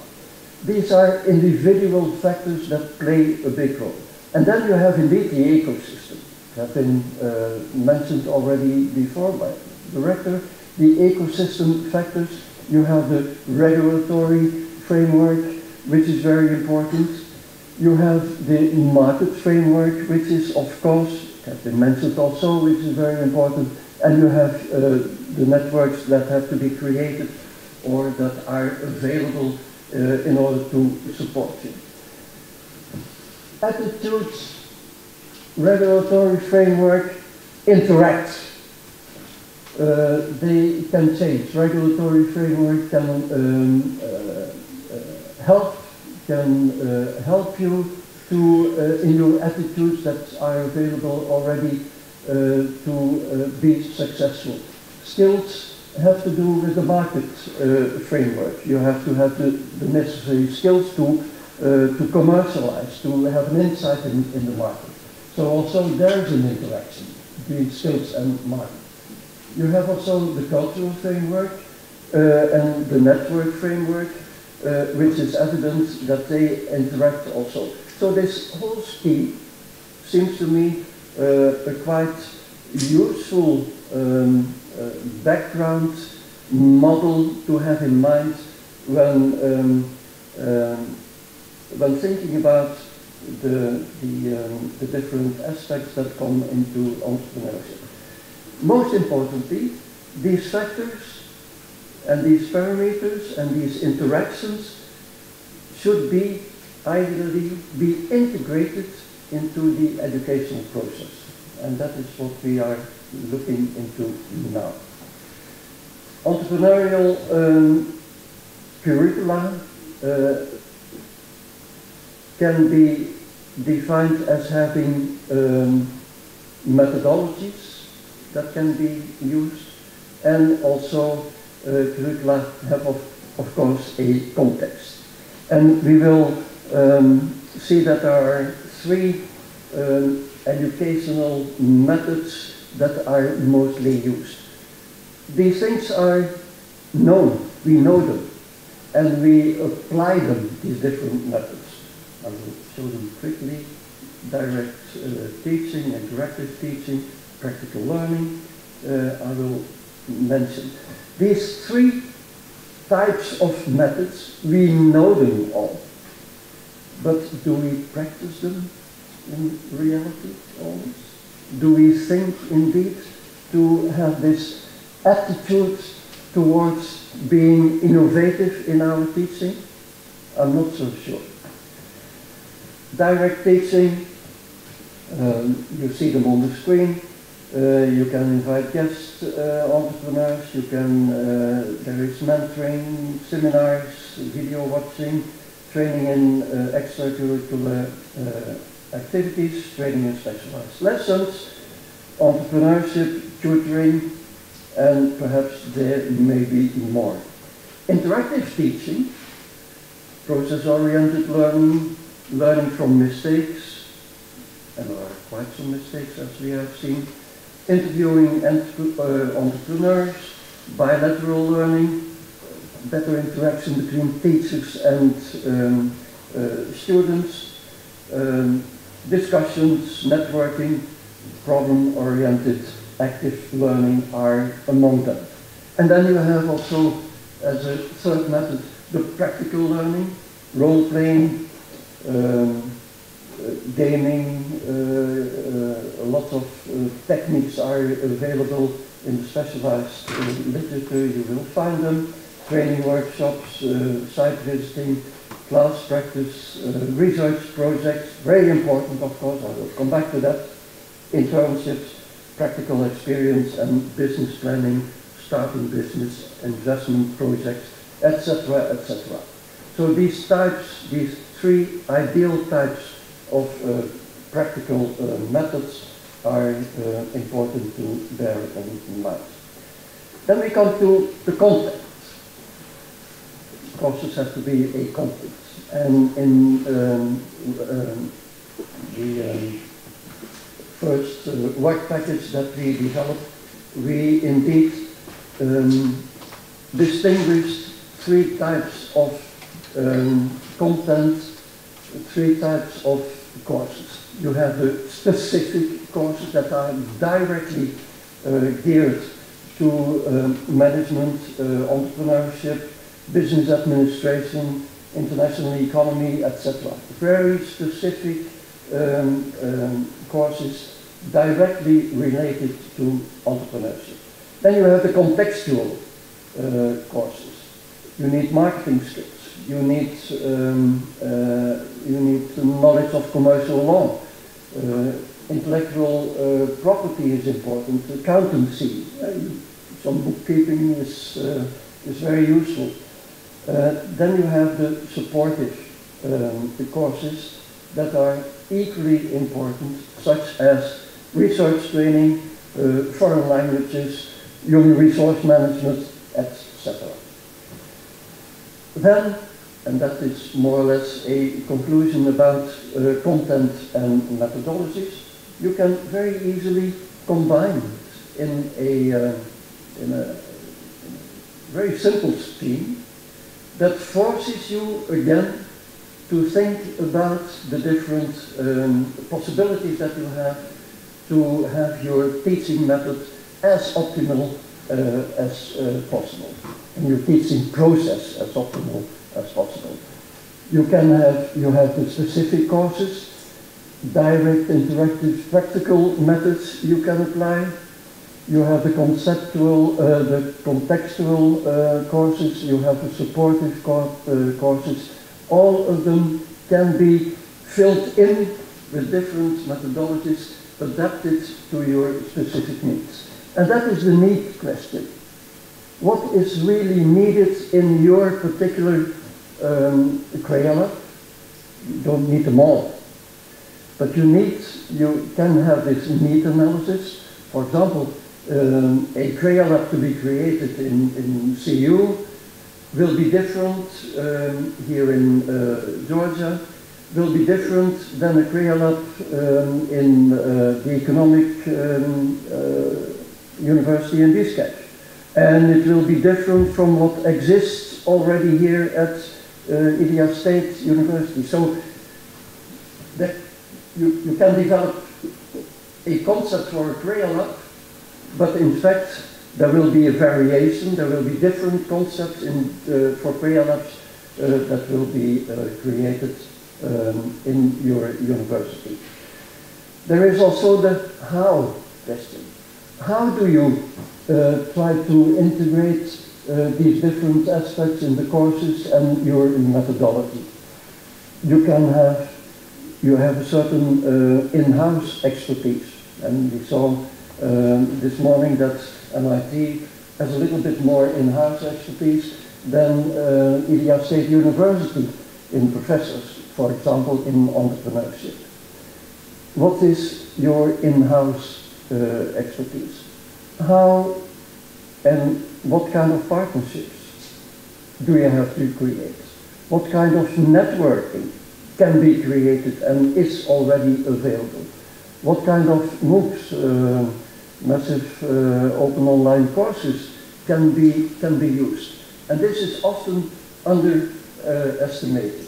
That these MOOCs, who are very well developed, excellent courses, can be easily integrated in your, and not too expensive also, can be rather easily integrated in your educational process in order to fill the gaps of your in-house expertise, for example. Let me conclude, and then I have talked about 29 minutes and I have 30 minutes, so I'm within my time frame. By way of conclusion, and these are suggestions, just to see that a lot of these aspects can be integrated in your educational process. Some of them have been mentioned already. Internships in high-profile, innovative-oriented companies. And I would insist on high-profile innovation. A lot of small companies are available, but do not have the expertise and the experience to be very helpful. Go to really proven high-profile innovation companies. Use existing entrepreneurial alumni networks, and this is less highlighted in general. Entrepreneurial, even the concept of alumni networks is not so well developed in, for example, in Georgia, where we have an experience. Jan and I work already for more than 4 years in another project here in the different universities, and we see that we insist on alumni working because it gives great inputs in your educational process, and it is underdeveloped. We saw in the work package 1 and in the reports in Kyrgyzstan, there are developments into alumni network, and this is very important, this is very useful. Stimulate companies to propose research projects for students and staff. Research projects, we mentioned it already, are very important to have integrated in your Curricula developments. Student mentoring by experienced entrepreneurs, of course. Give feedback to relevant companies on innovative ideas or product ideas. You as Curricula have to go out, have to read to companies. Do not invite companies to look at the beautiful ideas that you develop. You have to go to companies, organize small-scale roadshows or whatever, but you have to reach out. And the last suggestion we make here, there can be lots of others of course, but it is underdeveloped also. Seek the active support of the country's diaspora. All of your countries have excellent entrepreneurs and innovators in other countries working. Contact them, network with them. Contact people who come back from the diaspora, the returnees. Contact them, integrate them in the activities of the Curricula Labs, and it will be highly fruitful.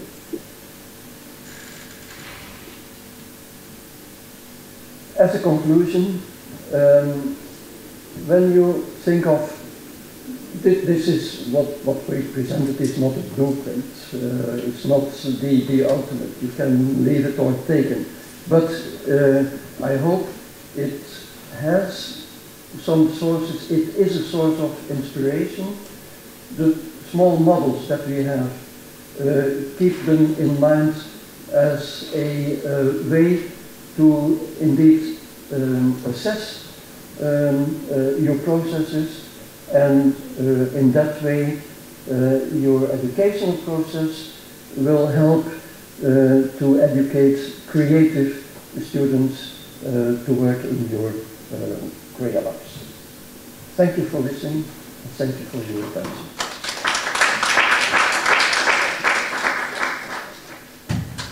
We already started the work package number 2 development, and we started with that with the Curricula Labs setting.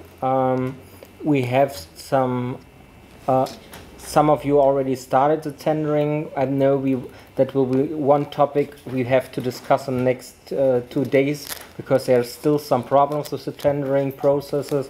I think we should discuss how we can solve it and where the problems are. Yeah. Sorry, Kai, but I'm already a little bit lost. You are saying work package 1, that is finished. We have the national reports, we have the university reports, we have the synthesis report. Okay. Now, second thing, what you mentioned, and then I'm already lost. A report on the Curricula Labs. I don't know exactly what this is about. The report. So in work package 1, we had 3 parts. We had the report of the best practice. The second was a report of the legal and economic conditions here in the 2 countries, and the third report was the development of the Curricula Lab model. And these 3 documents are on the Moodle platform. So they are finished in this point. So, okay, but they are finished. But what is the implication of this? I mean, how is it? Oh, okay, so. So now you are on the point. Sorry, okay. Yeah. For me, it's now that was just this, from the formal way. They are. At the moment, they are in the formal way. They are online. They are so they are finished and fine. But now, and that's why I was saying, the next step is the setting up the Curricula Labs. And so one point is the tendering, but the second point, and that's why I said this will be one topic we have to discuss in the next 2 days, is how we implement these Curricula Labs now in the institution. And then it's important what you developed, and then there we will need discussions here together for best ways to implement these, what we need to learn from these reports you hand over. And so then every institution by themselves needs to have a concept for building up that career lab right now. And that's a process we need to go on. Some institutions are some more deeper in this already, in some are not, some have problems with tendering and so on. I think this is a topic which we should have on the plan for the next 2 days. That is one topic I have on my list, because this we need to finalize as a working steps now, so that we can go on and finalize that in the next months. And though your work is very important for that in the next months for that. One point, and that was one point that we are not in time at the moment, that's the whole question of development as a virtual platform for the career labs. But I think this point is also why we are not in time in that, because we have not finished development of the career labs at the moment. But we will have to discuss in our group here who can responsible for the development of the virtual network and the virtual platform for career labs, and how we can do and how we can go on, and what we think it's the best way to go with that. Okay, I think now we can use it as well. So as I told you, or what I discussed right now was point 2.2, development virtual platform. This will be a second working field we have to discuss here later. And then we have the trainings 2.3 to 2.4, which we will go on later. As well, we are in time in the development of the quality concept. That we have a quality concept which is handed in by the leading institution. There should be talks about with the regional coordinators. I think we will hear about this here maybe in the next. I think this is what we need to inform each other about the status on that. Here we will have Carlos here. He will tell us tomorrow some about his external evaluation, because this is also one working step we have to discuss in here. But also here we are almost in time, I think. Then as well we have in point 4, development maintenance of project website, social media. We have a website, we have a Facebook site, but because of some personal changes which can happen in a project, we have to find some solutions how to go on. But I think we are very good discussions with AdNet to do that. But we have to go on with that, but we will have to discuss in here how to bring AdNet together with the partners, because there was some communication problems, I think, because there was some information missing. But it's. I think we just need to find a solution how to go on with it, because dissemination is very important for the EUCA. So we have to consider how to go on with that.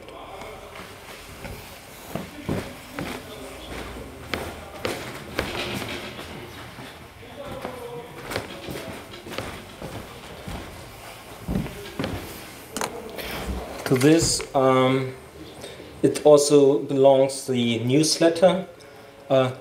Whom of you got the newsletter? It's the last one. Okay, almost everyone got it, so it's this worked already, it seems good, so one step more. For me it's important that the newsletter will come in regular phases in next month, so that we have every 3 months we have one newsletter. For this we want to work on. Organization of dissemination and network events, I think we see here, very good job from ES State for this activity and annual conference. What we need to discuss from my view is the internal coordination meetings in the countries.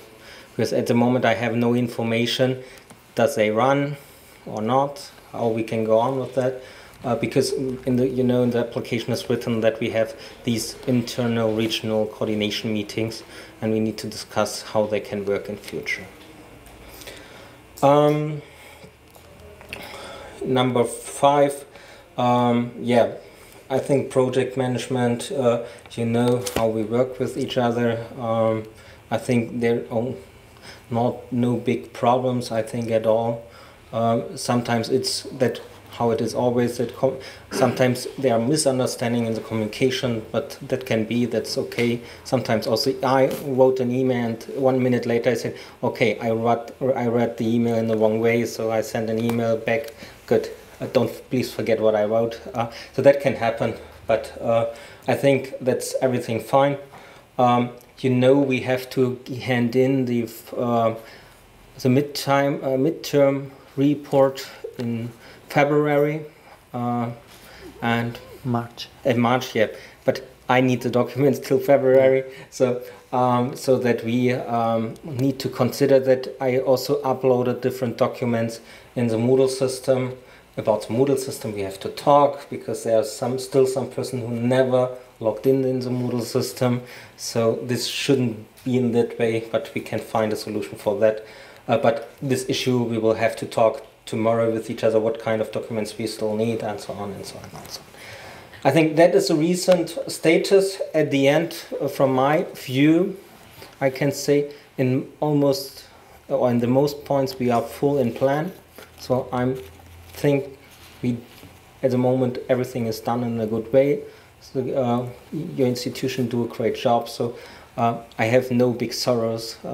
So for me, the next 2 days will just be for that we discuss the next working step as well, find solution for the little problems, and then we can go on, and that is the point. Yes. Then the second step would be now from your side. I always included the points where I think we have to discuss, but I think there could be some more points. Also maybe from your side, so maybe we just go one round and you have the chance to tell what you think about the recent status, what you think we might discuss, and I will just write some points on so that we do not miss anything in the next 2 days. Okay. Who wants to start?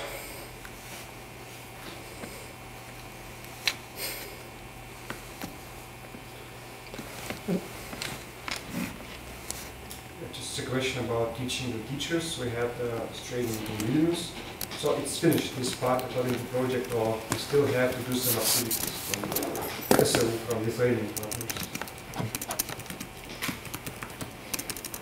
This was a question. Yeah.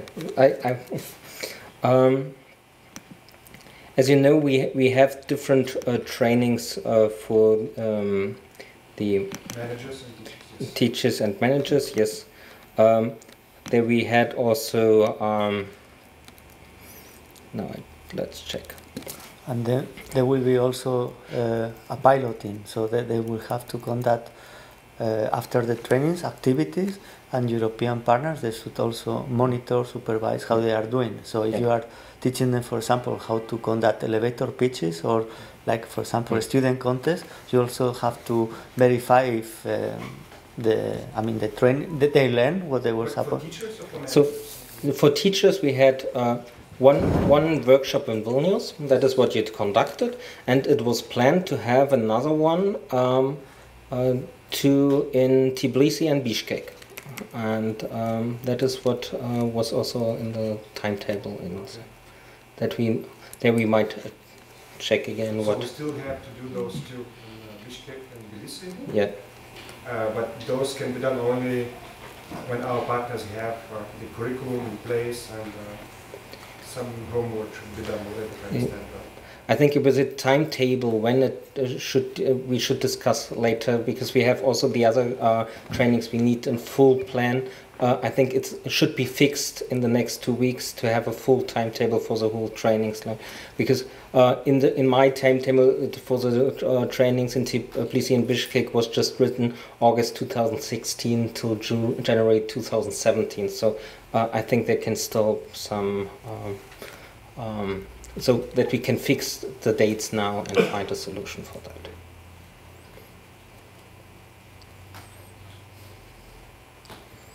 Other points where you think we need to discuss, and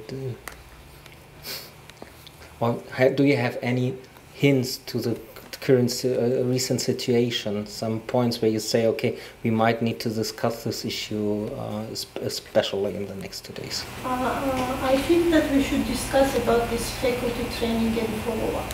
So we, for instance, Kaukasus University sends free academic staff. But it was like a general training. We know what they teach, but I also should know if there is some compulsory courses they have to develop and teach in the frame of the project. So to be sure and to be prepared in advance for follow-up. The Carlos mentioned earlier. Okay. Because as I know in Vilnius, they did not agree about the specific courses they are developing or teaching. He mentioned the pitching and yeah, well, these are activities, not like a formal course. In the proposal, the idea is that of all the different programs that can be developed, that at least each university takes one of them and include them in the curriculum. But you can choose, it's flexible, so it depends on each institution. Maybe for, yeah, you can decide for you, and it can be different in Ilia State or in Bank of Georgia, because maybe of these courses they have it already, but maybe of some of them they are innovative. So at the end you choose what is the, and maybe you can, in the proposal is one, but maybe for some institution maybe there are 2 or 3 that they would like to introduce. So there's a bit of flexibility. Okay. But I point as a one point of follow-up. Okay. I think also what I mentioned to Kai before, today probably would be good. You know that you will have certain trainings, and you know the main topics, no? Like for example commercialization of products. So what would be interesting is of these 5 topics that they are in the proposal, that the European partners, they could come with concrete. So you have the main framework, for example, IP, but what kind of exact or at least ballots of areas will be included in this topic that could be taught to Kyrgyz and Georgian partners, and then from Georgian and Kyrgyz partners also decide what are their priorities. So in a way you are shaping the future trainings that needs to be taking place. So that was one of the suggestions for this afternoon as well. So kind of shaping the trainings for the second year. Okay, are there any? Yeah, sorry if I'm talking too early for this question, no. But I just have this simple question for myself, like in the Kyrgyz and Georgian universities, what is the present situation? What are their plans with the prayer labs? Can I have? I mean, in that for these things, I just don't know what is going on. That's yeah. That's okay. They can do like each partner a short summary of what is going on. Yeah. Good. Are there any? Oh, I'm sorry. Maybe we can discuss the Facebook page, because I guess there is just one administrator, and if I want to, there's some news, it doesn't go to the main part of the page, so almost no one can see it.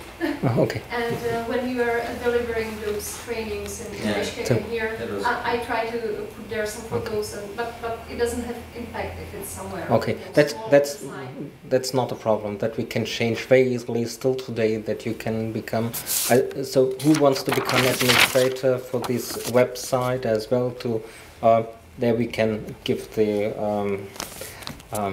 possibility to do, and so that shouldn't be any problem. Very useful, because even if we have some interesting news from our university or some, I don't know, project proposal or whatever, I can put it on this page. So. Okay, great.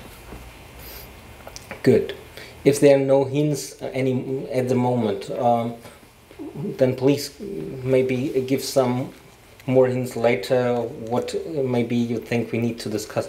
But then, because we have it, Jan told, maybe we could just do like a short introduction from each partner, that you just give a short, what is your current status at the moment, what are your interests with, what do you think, what you want to do with what we have at the moment, what you plan to do, right? So that we go step by step. Every institution gives a short summary from what she or he thinks and wants to give us as an information. So then we have one status, and then as a next step we can do this with the training what Carlos mentioned.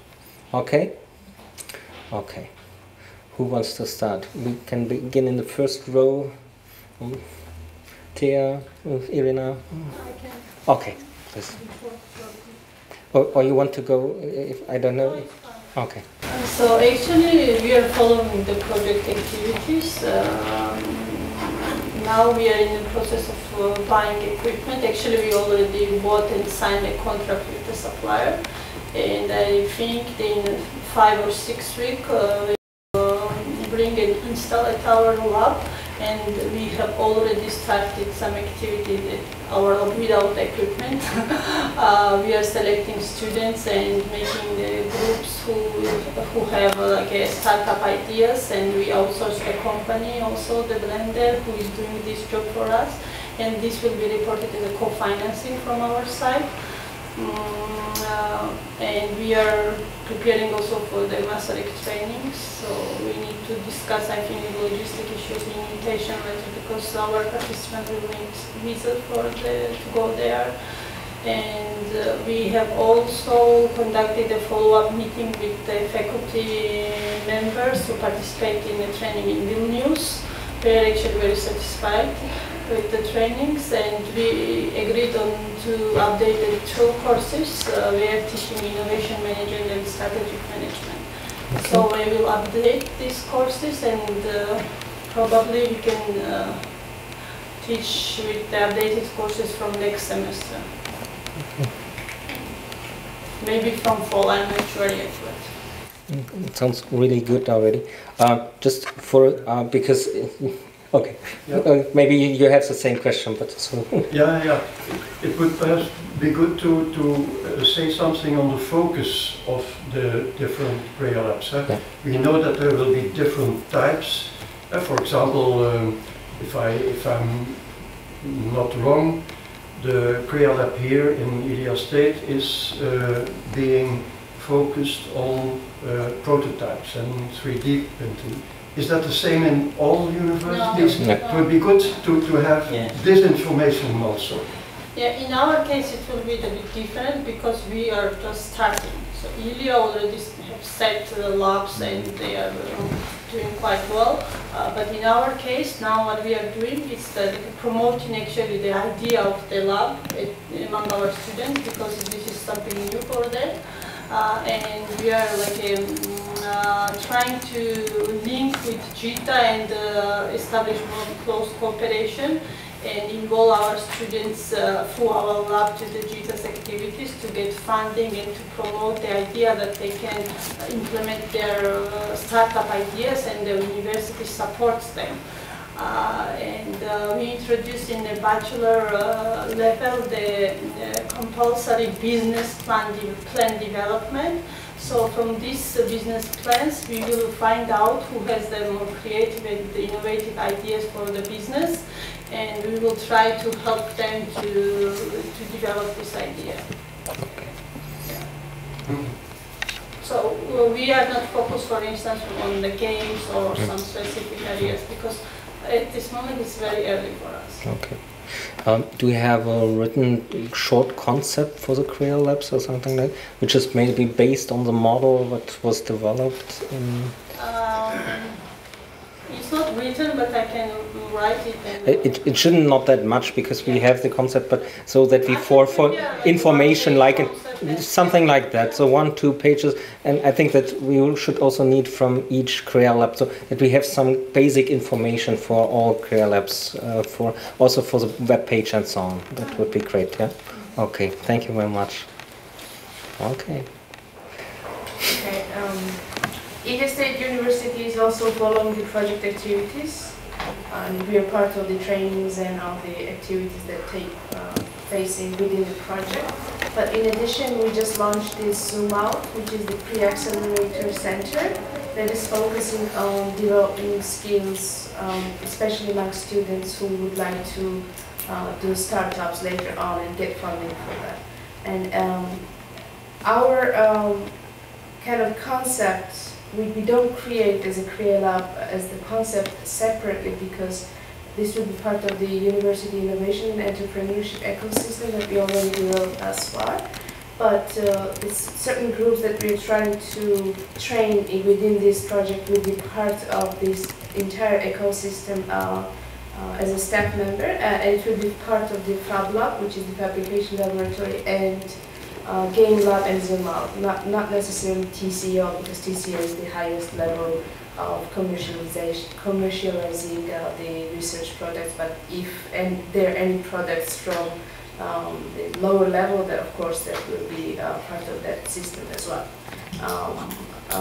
Within the project, we thought that adding more activities to our within our system, and one of them is the initiative that we're trying to prepare our students for this the Georgia Startup competition that takes place annually organized by JITA, and we work with JITA to actually enhance our ecosystem capacity with them, and just whatever initiatives are externally available, not within the university, we should prepare our students and staff to get prepared for those, to respond well to these initiatives.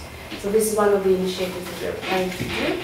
But as we move towards more by finishing the training activities, then we will sit down and think what can be developed as really unique for specific for the project. What kind of activities can take place and what can be uniquely attached to EUCA INVEST. But it won't be Career Lab. It won't be named as Career Lab, but it will be part of the Fab Lab space, that we will add the equipment, and we will focus on involving more students and more people in this space.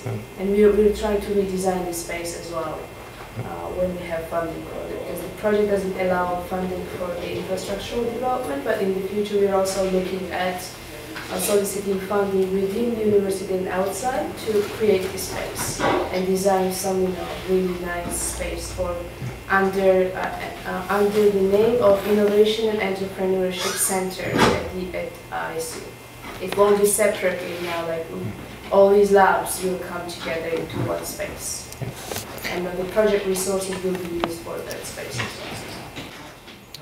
well. I think your institution has these big experiences already, so it makes also in our university, it wouldn't make sense to have an extra lab in that.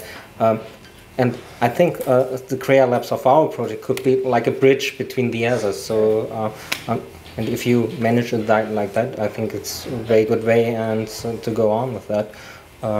We just will have to, and that will be the point you mentioned already, we have to point somehow unique to show, okay, this is what we developed in this project, so that it is shown as an extra as well. But in all, it is one common, because it makes most sense in your institution. That's clear. Because this is a big institution, we have already so many initiatives, and what we are trying to do, we are trying to rebrand it, this kind of space, rethink it again, and put everything into one space. And everything, of course, there will be something dedicated to this project, trained staff and equipment and everything that will come under this concept. Yeah, two questions. In terms of equipment, because I knew the problems with tender, etc. What is the situation now? How long you will think you will need to get equipment from the project? One option was that the Caucasus University would buy our equipment, but then we postponed that idea because we initiated this procurement procedure with our procurement office, and they found out that with this special letter from the coordinator and also from the consortium, that we will say that we need this type of equipment to be bought within this project, and it shouldn't be a problem with the support of the head of the administration to buy this specific equipment. So I think it shouldn't be a problem to buy what we want, because we don't need computers as such. We just need specific type of equipment that will be valuable, because it should come as different. Yeah, but about this issue, because we have this issue in other institutions as well, I discussed with ESCA.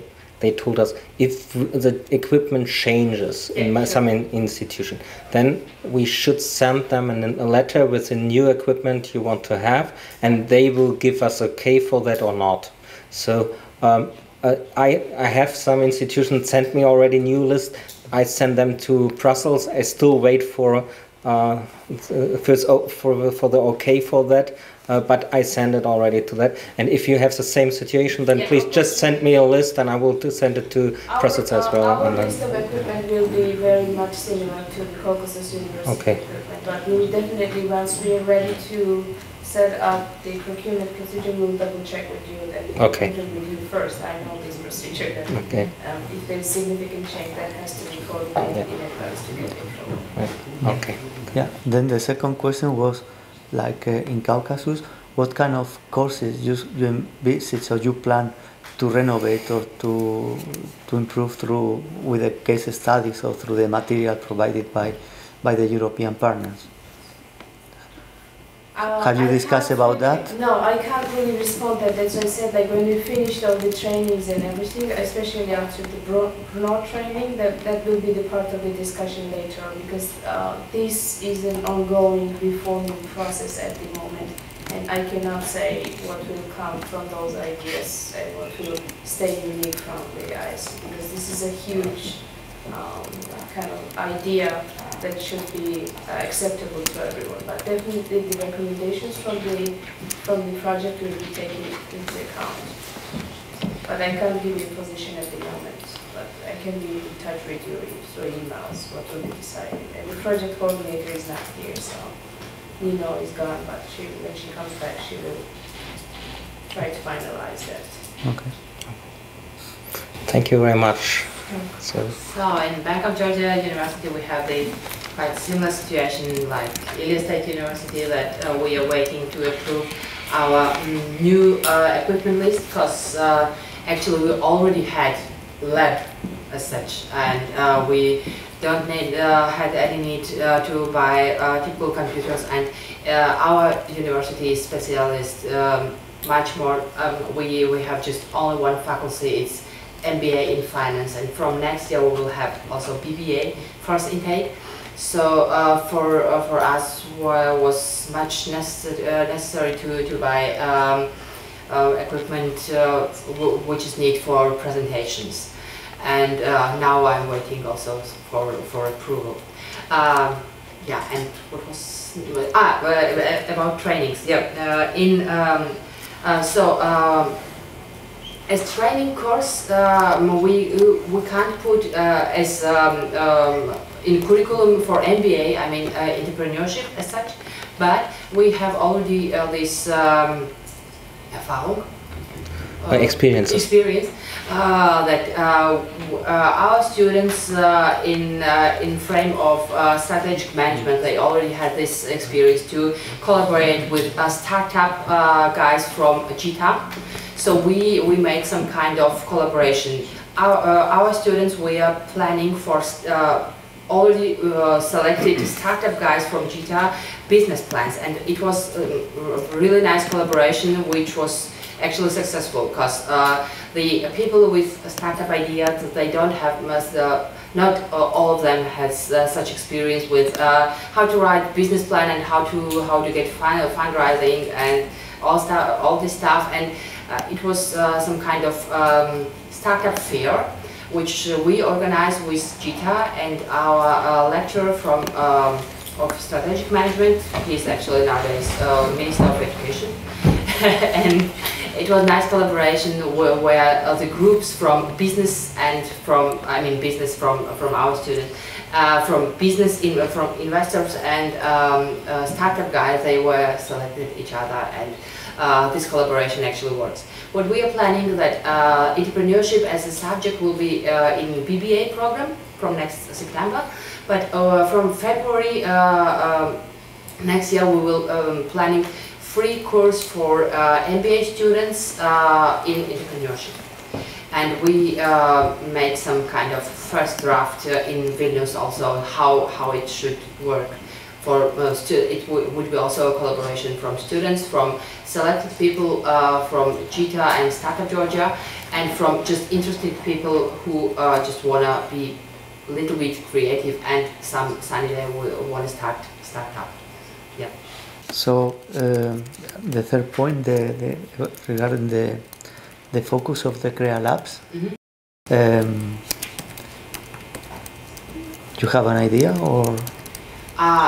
We imagine Crea Lab as like collaboration space, co-working space where people, our students and people also from outside could work together and get trainings, especially in these fields, and they will have chance to meet mentors, because our university has such a concept as besides lectures, we are working also with mentors, and these mentors are coming from real business. I mean, this is mostly people from board of BOG Group. It's like Bank of Georgia and other institutions which own this BOG Group. So we have this experience that collaboration of mentor, students and lecturer is working good, and it would be Crea Lab would be also the free space outside of lecture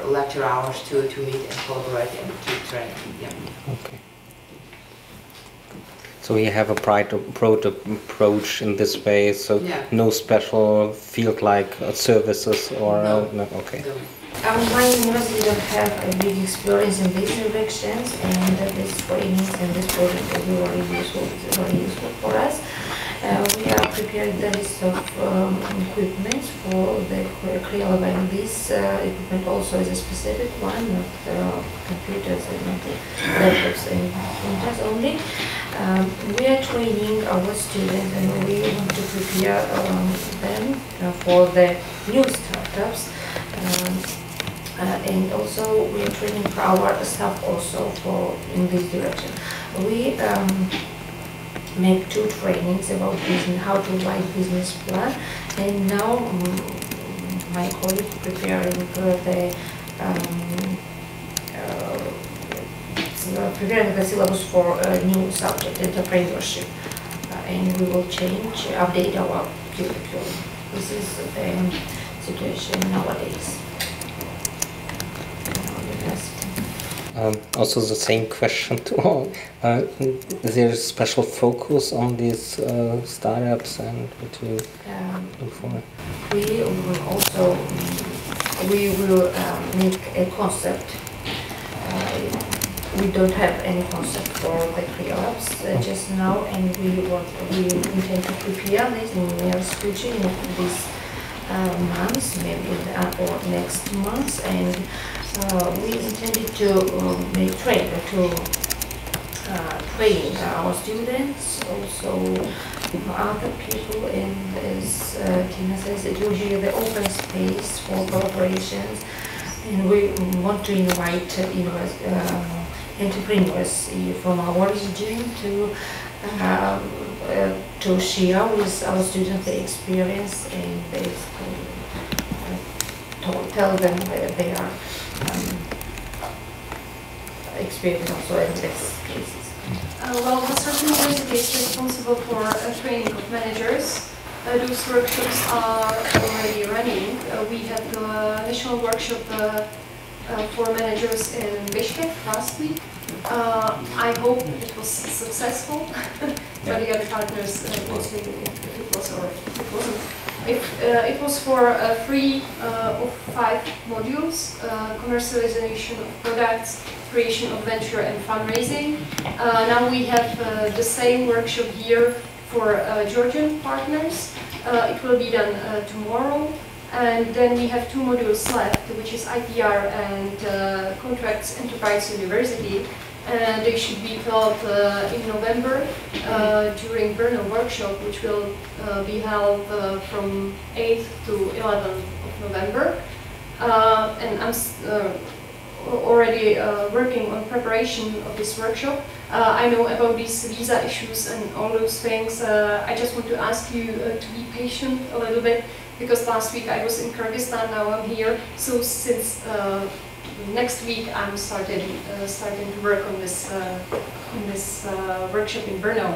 And from Bishkek workshop, I got the kind of impression that the best thing that we can provide you in Brno is not just the training, but also some, well, let's say visits or tours, but not just tours, to give you the opportunity to go somewhere and talk to people. For example, we have a IT science park, so to go there and talk to the managers, how they do it, to go to a business incubator that is like common for the whole South Moravia, a big one, very successful one, to go there and talk to people. So it will be partly lectures provided by our staff, but partly I want to give you a chance to not just to see the infrastructure, but really talk to people, to ask them questions how they do it. Because, for example, at Maastricht University we don't have a business incubator as such, so that's why we want to take you to this South Moravian Innovation Center to give you the information that we really don't have, but it can be useful for you. So this is what's going on at Maastricht University. Okay, thank you very much. I had 2 topics. One was regarding the training in Vilnius. Hopefully we provided some knowledge or shared the best practices that we have in Lithuania. We organized a few study tours, and we were trying to show an ecosystem which is extremely important now due to the successful entrepreneurship education program or course or center at university. Hopefully we provided not too many options and opportunities, because we were trying to show how many tools, courses, informal and formal training methods you have. So we also understood that in every university situation is quite different, and it's a huge challenge for us how to be able to support the further development. Hopefully also get some understanding what you are going to do next. We took guys photos from what you were writing on the desk. So what we need from you now is just scenario of what you're going to do next, how it looks already now, and what support is needed for us, because the trainings I imagine in Bishkek and in Tbilisi will look completely different. So you will talk more than we did it in Vilnius. Second topic regarding the quality control plan. Thank you, Carlos, for your example, and I know that Ingrid sent to you in July, you approved in August. Now we have representatives from each country, one per country, so probably we can share immediately after this meeting, and you will see what each participant is expected to do, how to use, what answers to put. I believe it's very important for you and for Carlos as an external evaluator, and I presume you said it's kind of good work or excellent or something, so we can move forward with this kind of quality control plan. And in every meeting, and starting from this one, because we did it already in Vilnius, we spread the questionnaires. I believe we can use it, and it's also some questions regarding career labs, regarding the platform. All the questions are included in this quality control plan, so read carefully, and especially country representatives should kind of also help Kai very much, I imagine, providing this information in time, because there is 6 month reports, and there are some other kind of questionnaires or some topics to be covered immediately after events. So please read carefully, and especially the country representatives.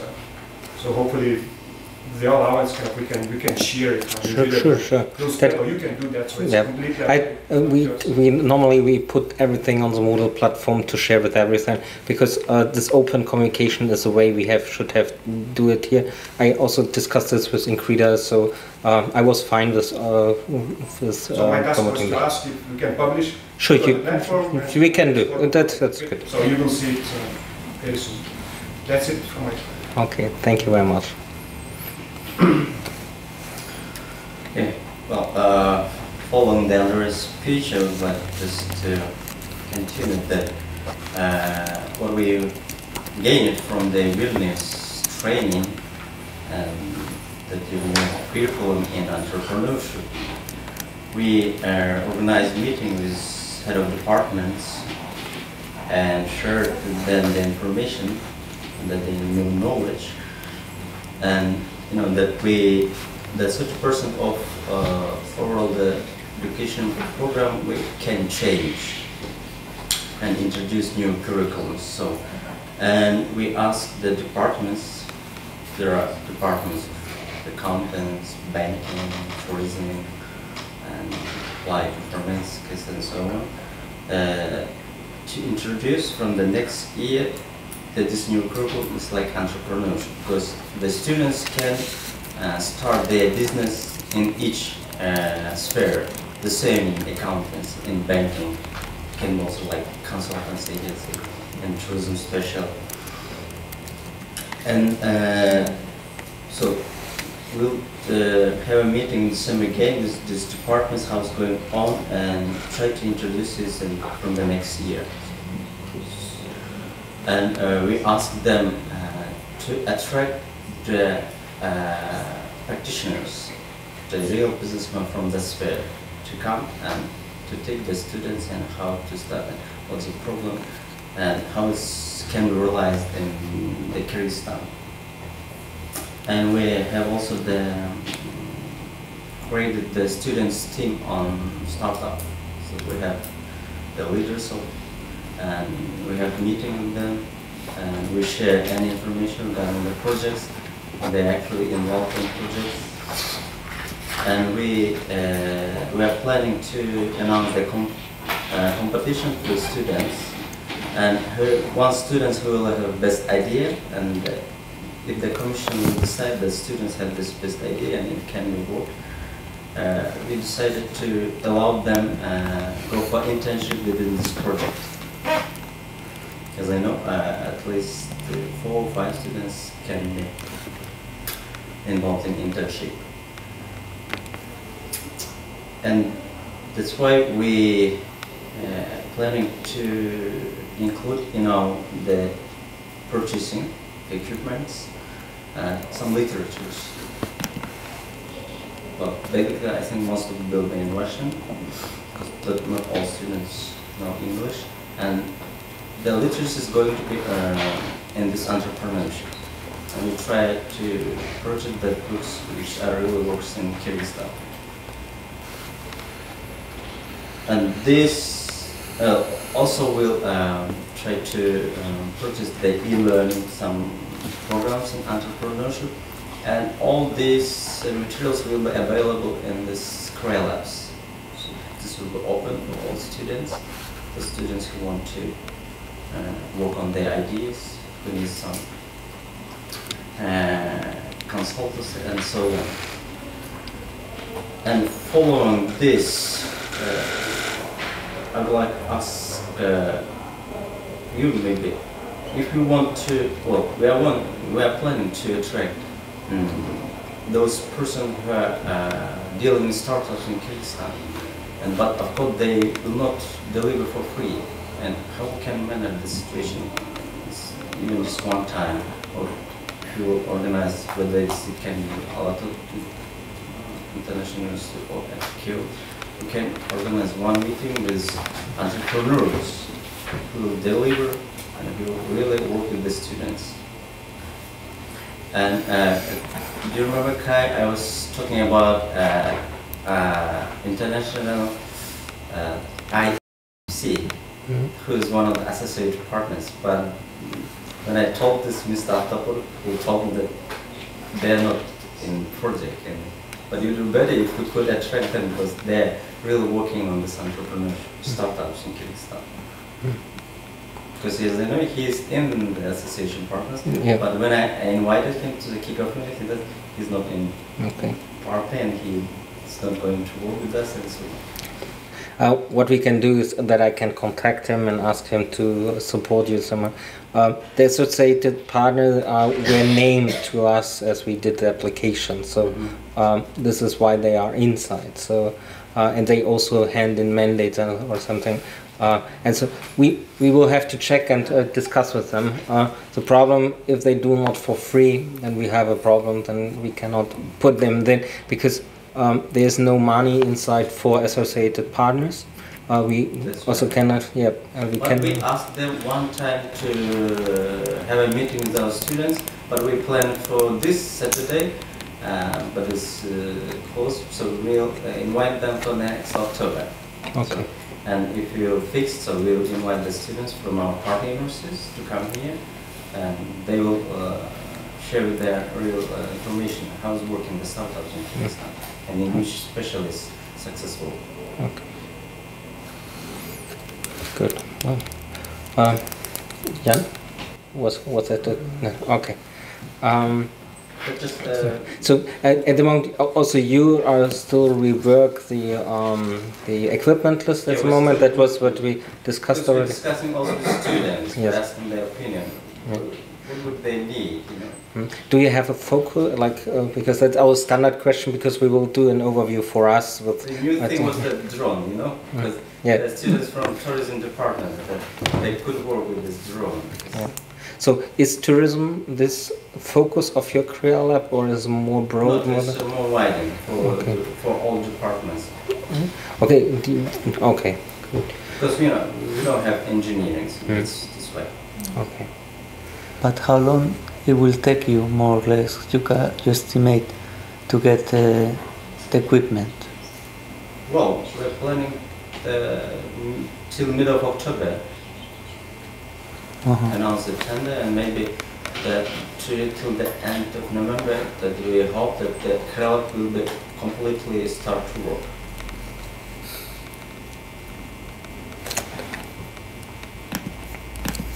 Because our university decided to fund the part of the furnitures, tables and so on, like some conditions. So I think if you are in November, then it's fine, because we had in our timetable till end of December to establish the career labs. If it will take 1 or 2 months longer, it should be also still fine. For us, it's just important that we have it in this time frame. So till end of December is at the moment the time frame to establish the career labs. So that's just to inform all again to have it in mind. There's some new equipment that takes time to import from that. Yeah, sure. And we still also have at the moment the situation that I still wait for some emails from ESA, because we changed the application, the equipment list, and so I hope we will have an answer very soon on this issue, so that we lose no more time. Okay. Good. Thank you very much. Or do you have any other question? No. Okay. Well, at International Metropolitan University, the developments are as follows. Our friends who participated in the Vilnius, they conducted a seminar on Vilnius training to all faculty members who wished to be here. And what else? We have talked to our prospective, let's say, partners from private sector, and they helped us to modify, let's say, the career lab list. I guess it's big. I sent you the list, so we are waiting for approval. Also, we signed a memorandum with business incubation company. The company will provide us with free courses of about startups, how to find funds for law and so on. Also, we are now about to sign a memorandum with another company also that deals with, again, this kind of things. Well, we are hopefully or planning to focus on IT-related issues. Well, it will include programming, design, SMM, social marketing, and that's why I asked for a 3D printer to design a prototype. Also, we propose to introduce entrepreneurship as a course to engineering programs. That's all. Shortly. Any question from you? Okay. No. So okay. Thank you very much, and we can go on. Jack. I'm Martalina from University of Enterprise, Java. Our first step, we're creating special center for the Crea Labs, and also we found our investors in the place our local entrepreneurs, which will help us to prepare the Crea Labs and get help the students' ideas and get startups students. And we give to the tender, to the buy, our equipment.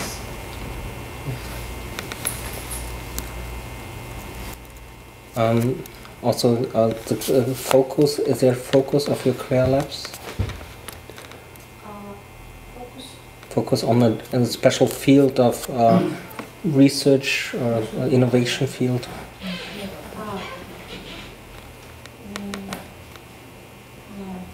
Okay. Is this issue? I think I said we will want to have 1 or 2 page short description for the Crea Labs.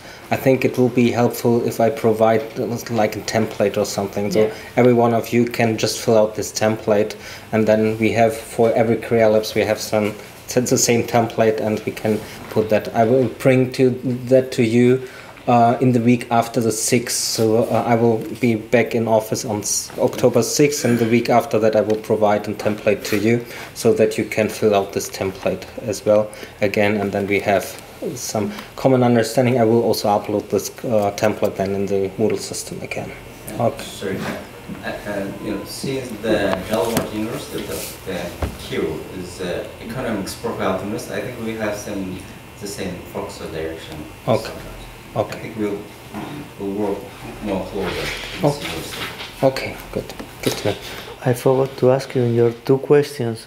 You have identified premises where these Crea Labs will take place, or they will be under another structure or another umbrella like the Ilia State University? No. It's a premise, the main building of the university.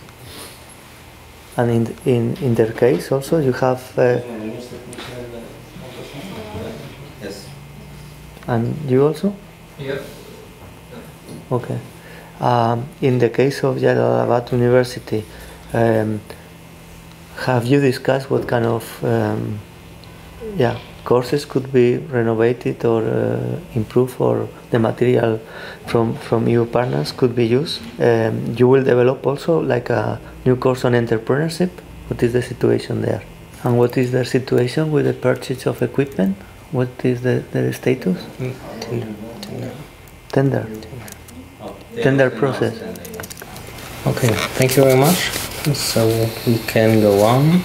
So what we have, we at the EUCA State University, we actively participate in the developing of package 1 together with our colleagues from Brussels, and we're collecting all the information and we participate on this. And thanks to our colleagues from Lithuania and Czech Republic, so also the university staff participated on this. invest trainings, and we are completing all the knowledge received by them to completing the concept of the Curricula. And we are thinking about to whom it will be related, to the staff of the university or to the students. And so, first of all, also during the local workshop in Bishkek, together with Iberta, so we indicate some concepts and some services we will provide by the Curricula. And Curricula at the university will be new structure, but under the university, and it will be like center for students, providing working space, co-working place, and meeting place with other like industrial companies and representatives from the industry. That is one of the ideas, but we will work on the also tutoring of them by the staff, by the university to the research, how to do the research, and we will try to give them more skills. It will be based on the trainings we will provide for students and for the staff who are interested in the entrepreneurship. What else? We did first selection of students regarding their innovative practices and also their relationship to the business and also entrepreneurship, because we would like to prepare them to the future trainings, especially for the course, language course, and we would like to provide for the group of students selected after this competition for the like language course to understand more European trainings will be in future year. Regarding the equipment, we received approval from KAI, and we have list of equipment. We all announced a tender procedure 1 month ago, and now we have 4 companies participated there and 1 winner company. And so we are on the stage of the signing agreement between this company, and we will receive the equipment maybe next 2 weeks. And we prepare the room where it will be established. So we have a good, nice place. So we will send you a picture, and we will establish and we install all of the computers and also another type of the equipment there. What else? Regarding the course, we focus on the entrepreneurship course, and we would like to improve and also modernize the curriculum and to add entrepreneurship. Because we understand that a lot of, in case of the students, they need entrepreneurial skills in future. But one of the options is a learning course we developed on the Moodle. So it is open educational resource. So each student or each adult or anybody who would like to receive some knowledge, especially in entrepreneurship, can go inside. That is open and that is a free course, and they can take it. And so we are working on the improving of this e-learning course related on the base of the European trainings, because we understand that we can also share European experience for people who will use it. What else? Mostly we think that focus of our Curricula will be in IT engineering, because it's it's important for this year. I'm not sure about biotechnology, which we receive from the knowledge of the Masaryk experience. Our university is not related to this, but we will think about tourism development, environmental protection, IT, software engineering, and other things. It will be also for the agricultural issues. For now, we are starting to develop the greenhouse at the university, and the greenhouse also will be like practical and research center for the agriculture. And we would like to do some synergy between 2 projects to educate students how to do this research. So that is what we have now on this stage. Okay, great. Thank you very much. Any question? And we have a lot of dissemination procedures as well. We developed a web page in our university page, and we develop a leaflet of the project, and we share it between ourselves. But we also thinking about new ideas, how we can improve this dissemination activities. Good. I think everyone, the question is, some of the European partners want to add anything? Or? Okay.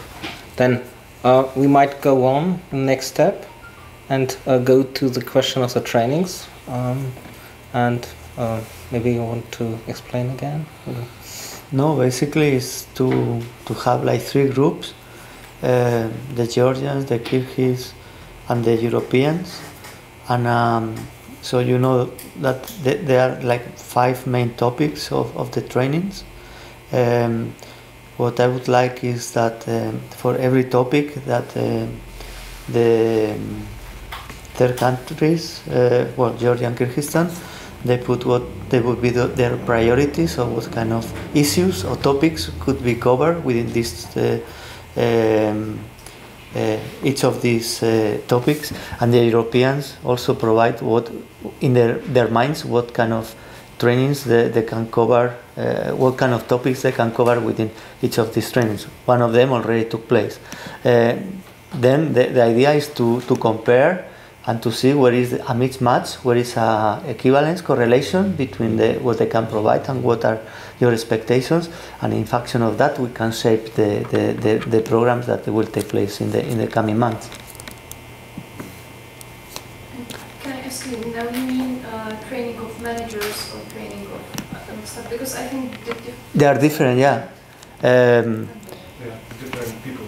Different people are different topics. Yes, I was thinking, well, of training of staff, but you can do also, because Minho is not here as well, and they were supposed to do like 5 workshops during the project.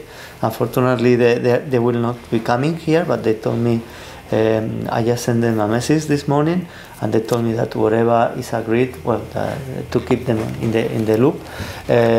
But if they are 2 separate trainings, then you can do, for each group the trainings that you foresee, and they can do the same. You mentioned 5 topics. Which 5 topics you mentioned? According to the proposal, I think also Kai presented this morning, there was commercialization of products, IPR, contacts, contract enterprise university, fundraising, and a creation of venture capital. Yeah, I would just like to add that we've already made those workshops on commercialization of products, creation of venture, and fundraising. If you agree that you missed something in the workshops that are already done, we can try to fix it, to give you more information in November in Brno. That's okay, but we already done like 3 of them. Half or 3 of the 5, so let's focus on the Just to clarify, I believe that our Brno Czech partners, they are covering those topics. They started already, but they will finish in November in Brno. So all the topics you mentioned will be covered. So the managers of the Career Labs will be trained on those topics. The Lithuanian or Vilnius partners, what we did first seminar training in Vilnius. We were teaching the teachers, or at least we were kind of sharing the concept of entrepreneurship education. Those were different groups of people. Yeah, so I don't know about our Portuguese and... Yeah, there are 5 workshops. One is on creativity and innovation management, on strategic analysis, market analysis, financial analysis, and elevator pitch. So this is how to learn how to sell a business idea to investors. And who is responsible for those topics? Minho. Okay, so they will organize this part? Yes. This is their part? So yes, that is... All the managers of Career Lab will be the attendants? Yes. Or the teachers? No, here should be the managers. And any other trainings, just to be, so Minho, Brno and Minho will kind of conclude, and of course the Vilnius will conclude the training part of the project. So the teachers and the managers will be trained hopefully during this year, and Minho means... So Minho, this is a point we will have to find now, because Minho is not here. It was planned to do the first workshop in December 2016, but I'm honestly, because they are not here as well, we might check, and also we have this other workshop in November. Maybe we need to find a date in the beginning of next year or something like that. And we also need to find date for Tbilisi and Bishkek. Yes. And that's why I wanted to discuss with you the dates here in this meeting as well, to find a good overall plan for all meetings. But there I think we can fix that. But maybe we could just build these 3 groups so that we, I think, on the one hand side, we find out what is done already and what is finalized, or what is think that it is very good already, and where's maybe some issues we might miss, where we maybe have to fulfill some more later, also with the trainings from Unimino, for example. So I think these 3 groups could be very helpful to find this common understanding, this maybe also the open task we might have to do in the next trainings still. Okay. So we have a big room. I think we also have some space outside, if you like. So we would now split the group and have 3 groups and go into the work.